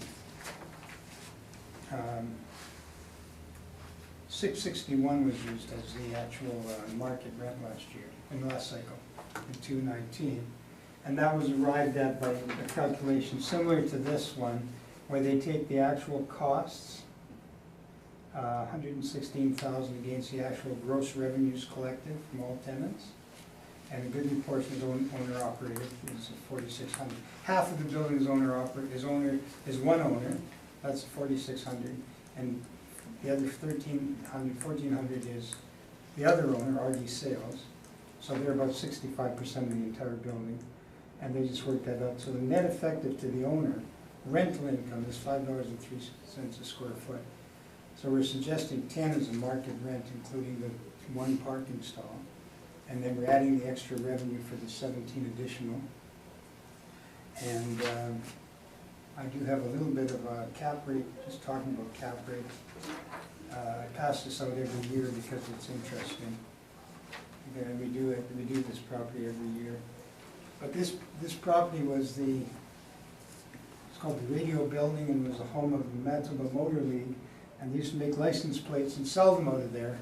And the first policeman, City of Winnipeg policeman, killed on duty was at the building. His name was Mr. McDonald, Constable McDonald. And the interesting thing, the building is protected but not designated heritage, because Mr. Bugaliskas, when he was with the department, wanted the window, it was a half circle window above the entrance. And that's where the killer, Mr. Adamachuk, came out that window, and the police caught him because they were in the stakeout at what is now VJ's, staking out the building. So they want that. The only change, the Historical Society is very upset when the architects took the half circle out and put in that. So if they were to do any material changes, I imagine they would immediately get designated and get a certificate. But that's just something that speaks to when you get a building of this nature that has deferred maintenance and has a heritage status, sometimes it's a disincentive to a purchaser and should be reflected in the cap rate. So I don't think there's any real argument that the cap rate on this building should be 8.5%. I think that given the market, given the condition, location is excellent. Access and egress are okay. It's got they built a bit of a shelter at the back. It's kind of a half enclosed at the back, like a carport for a few of the cars.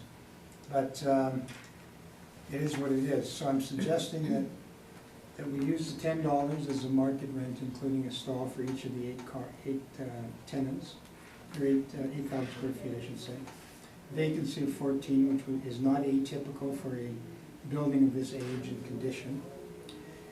27 parking stalls at the current rate for downtown parking. And 10% cap rate, yes, 10% cap rate, not 8.5, and I believe that's what we enjoyed last cycle as well, and it certainly hasn't gone down. Yeah, no, cap rates for 218, approved by the board, were 9% on the building and 6% on the parking. I would ask 10 and 4.5. And that's my presentation. I would ask that the assessment be set at $1,229,061. Jonathan? Yes, thank you. So page 10, you have, are these quotes? Is this a quote? Yeah. Yeah, these are quotes. Have these upgrades been completed? No, and as a matter of fact, if you look at the questionnaire, Mr. Vic Thielman, who's the engineer, wrote in it, specifically made a note to the department on his questionnaire that they had not yet been done. Okay. Have you got that with you? Sorry, which page? The questionnaire.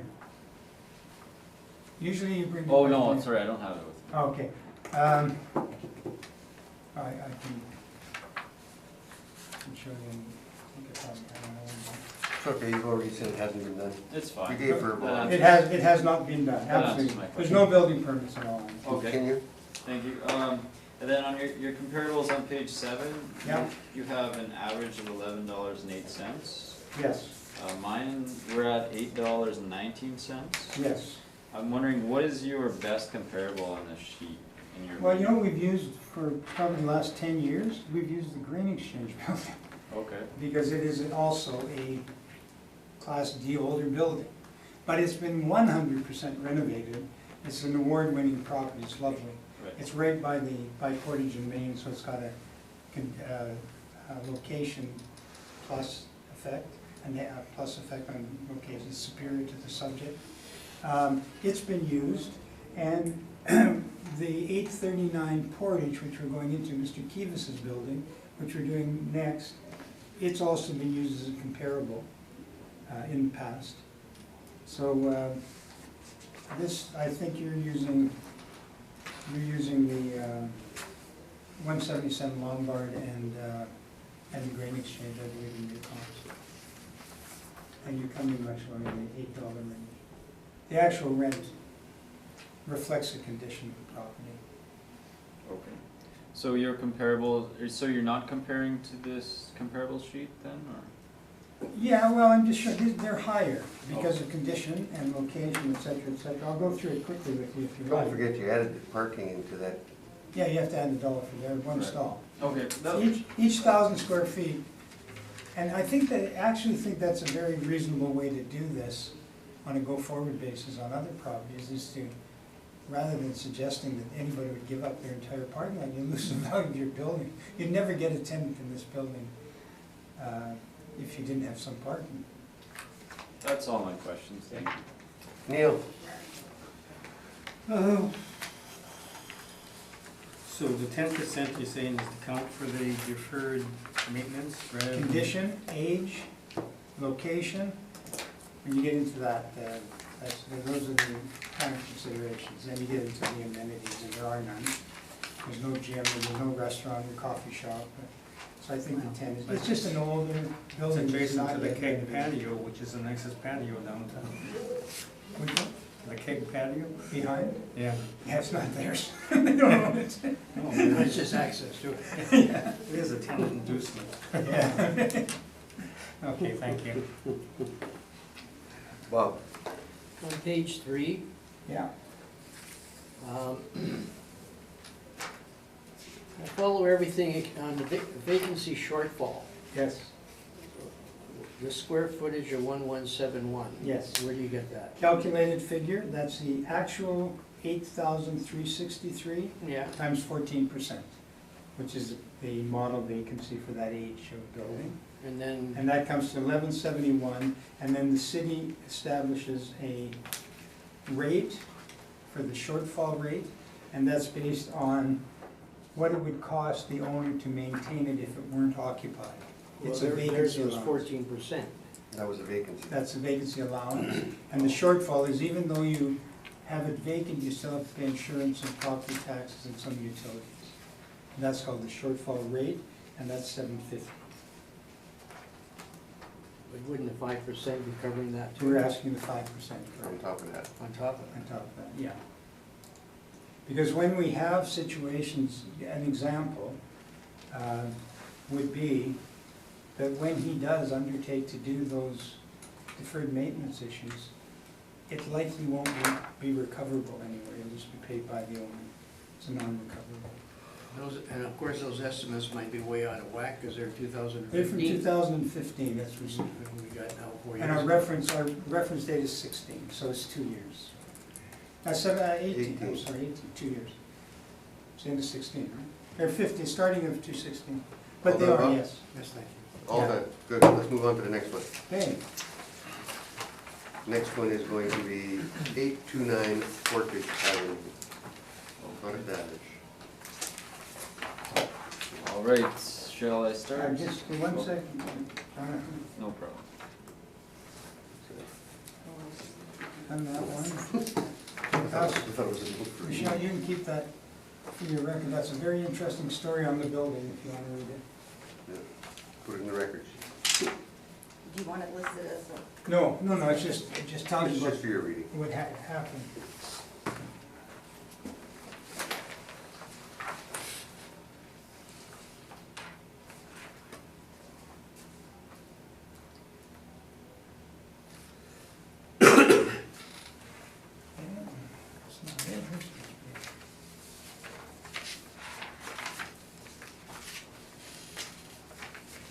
not it.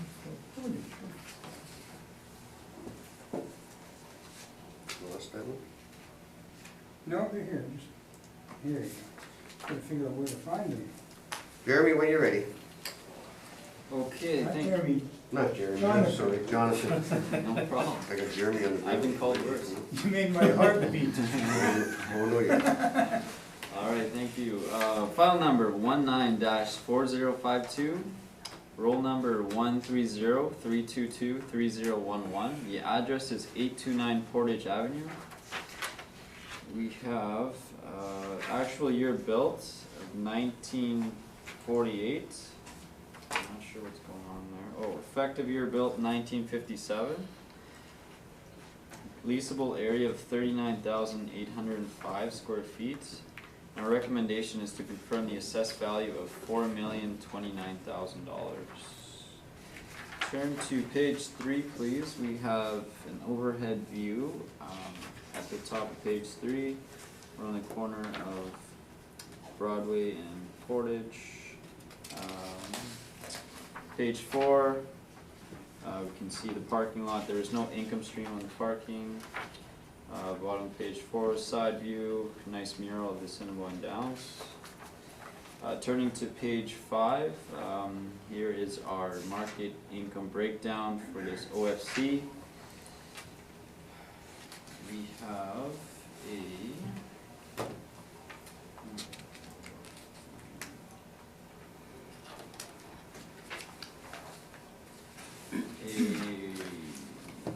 potential rent of $414,890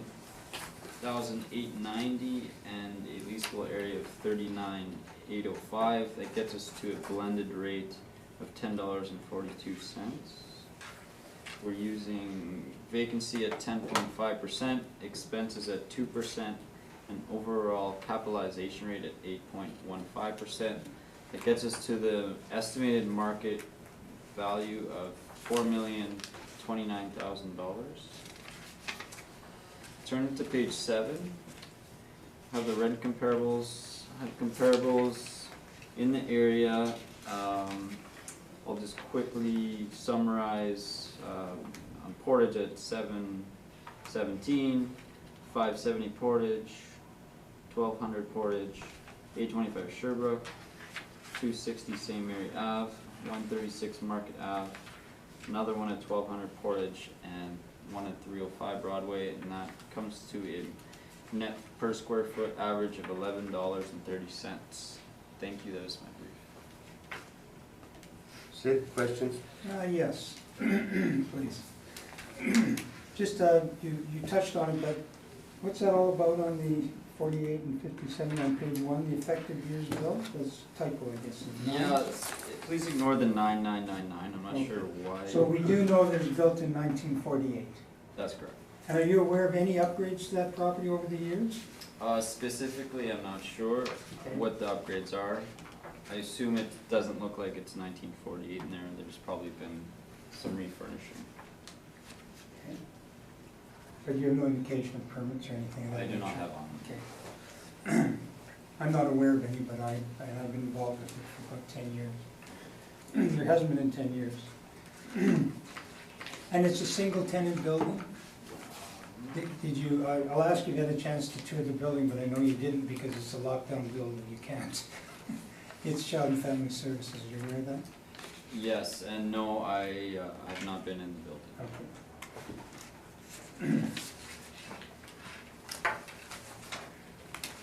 Okay, let's just look quickly.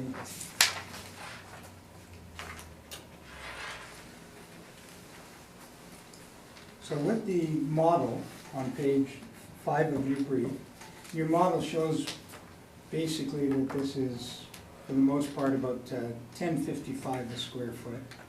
And then there's some lesser, I guess it's a mezzanine or a basement, correct? Yes, storage. Okay. Okay, we're not far out as I recall.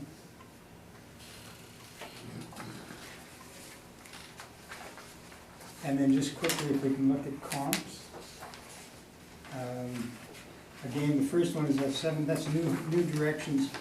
And I tried to get some information on it, but all I can tell you is that the indications I got is that there were some significant landlord costs from the build-outs, but I can't confirm that. But that's a large space, not far from the subject, 55,000 square feet.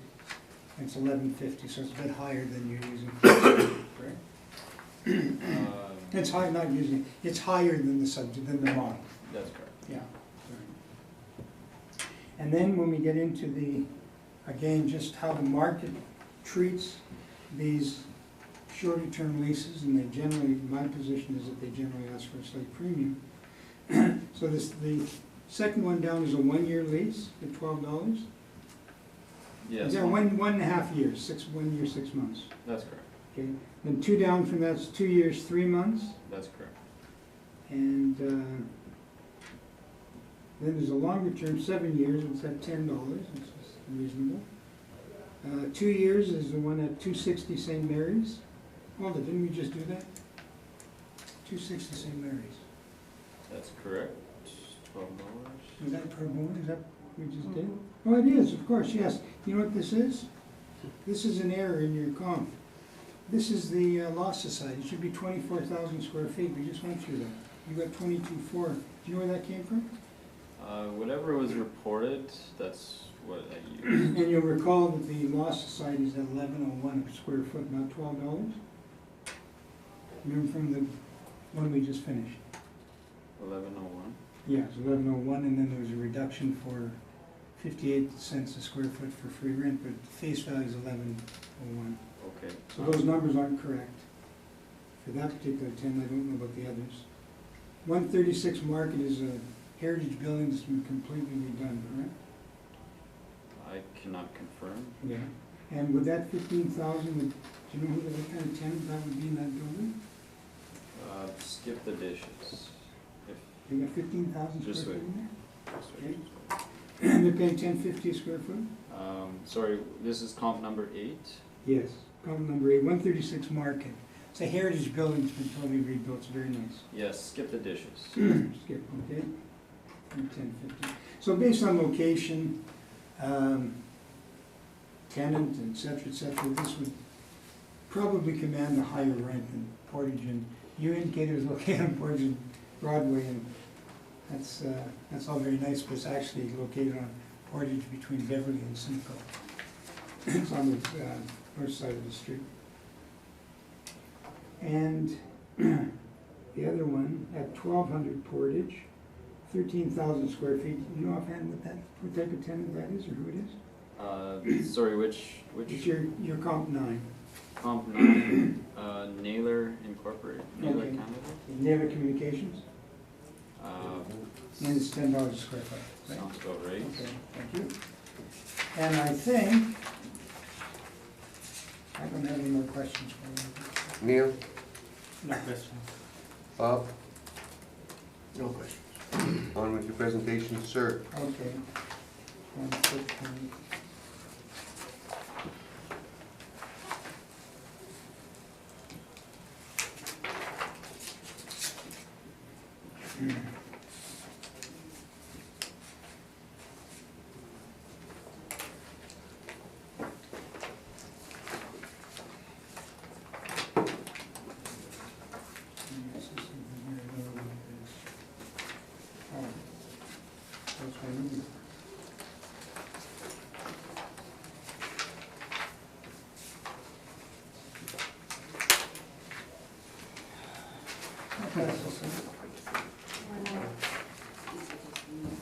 Are we in questions right now?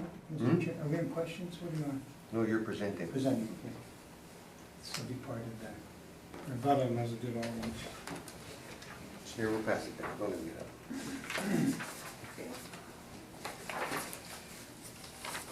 Pass it down.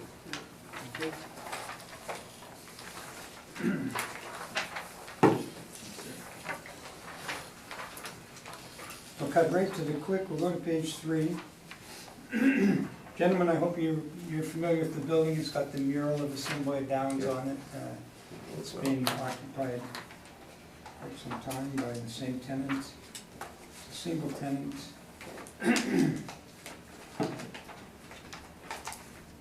And there is parking for 35 cars, but that parking is immediately east of the building. The back behind it under septic is 9 different assessment rules for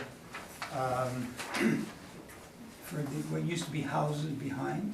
And the reason that Mr. Kivas and family bought those houses, he was an applicant to build a new Manitoba Lottery's head office. And one of the things they required is 125 parking stalls.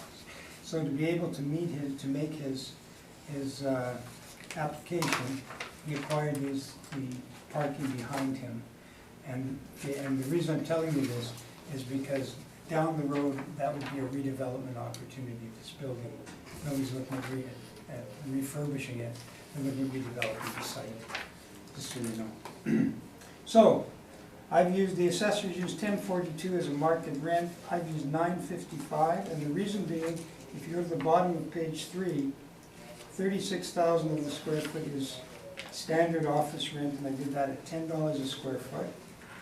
And the lower storage rate is, I put in at 5, and the basement I put in at 5. The storage at 5 and the basement at 5 comes to 380, which is about 955 a square foot.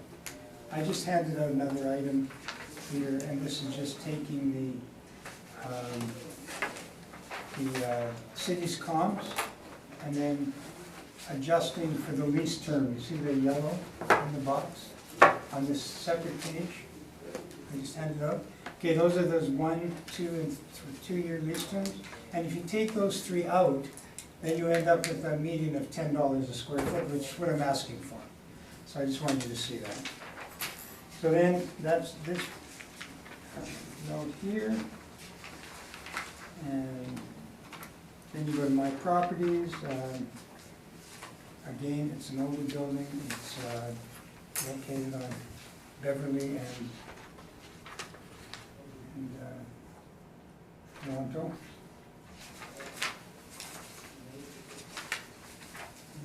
Anything else I would say? And we also would ask the 5% be able. So Couldn't miss that. I'm asking that we, pardon me? Couldn't miss that. Yeah. So we would ask that the assessment be $3,304,484, using 8.5 based on age, condition, location. Again, comparing off hierarchy of cap rates, it would be appropriate to have an 8 or 8.5% rate on that, I suspect. So that gives us that number. We're using 9.55, which is the $10 for the office, and half of that for anything inferior. It seems reasonable to me. Everything else is straightforward. 3.304, thank you. Jonathan, question? Yes, thank you. So you mentioned you're looking for an 8.5% cap rate Yes, based sir. on age and condition And location. and location. Have you had a chance to get inside? In the building, yes, I have. Yeah. Yeah. And how does it look? It's like almost it's office space, there's some meeting rooms for intakes and whatnot. But it's well maintained. The Kivas family are very responsible owners. It's well maintained, and it's a long-term tenant, and it's fine inside. I mean, I don't remember it, so it wouldn't be, there's nothing wrong with it, nothing spectacular. Just My average. recollection is it was an office building. You would say it's average OFC space? I would say it's, yes, I would say it's D space, and that in itself would give you 8.5% cap. Okay. Yeah. All right, thank you. No further questions. Neil? No questions related out. Bob? Just a little clarification, maybe I missed it, and I apologize if I did. Understand? You don't have to apologize all the time. Not necessarily. It's okay. In this rebuttal, you gave us comparisons. Yes, they were the assessor's That's comparative. assessor's comparisons. They came from the assessor. Okay. And what I did, Mr. Faluk, is we took out those 3 leases that are short-term in nature, Okay. because they're typically at a premium to market, because the owner's taking his building off the market for a short-term lease. That's a very negative for an owner. And so it averaged at 10, The median is 10. median, Yeah. and you come to the conclusion of 9.55, and I wasn't quite sure how you arrived at And I that. did that because I suggested to you that the quality of some of the comparables was superior to the subject. And that would make up the difference. No, it's because of the storage space in the basement at $5. Yeah, That's what brought it to 9.55. yeah. Okay, that answers my question, thank you. That's it. Thank you very much. Have a great Thank day. you. Let's call it, shut her down. Pack up your papers.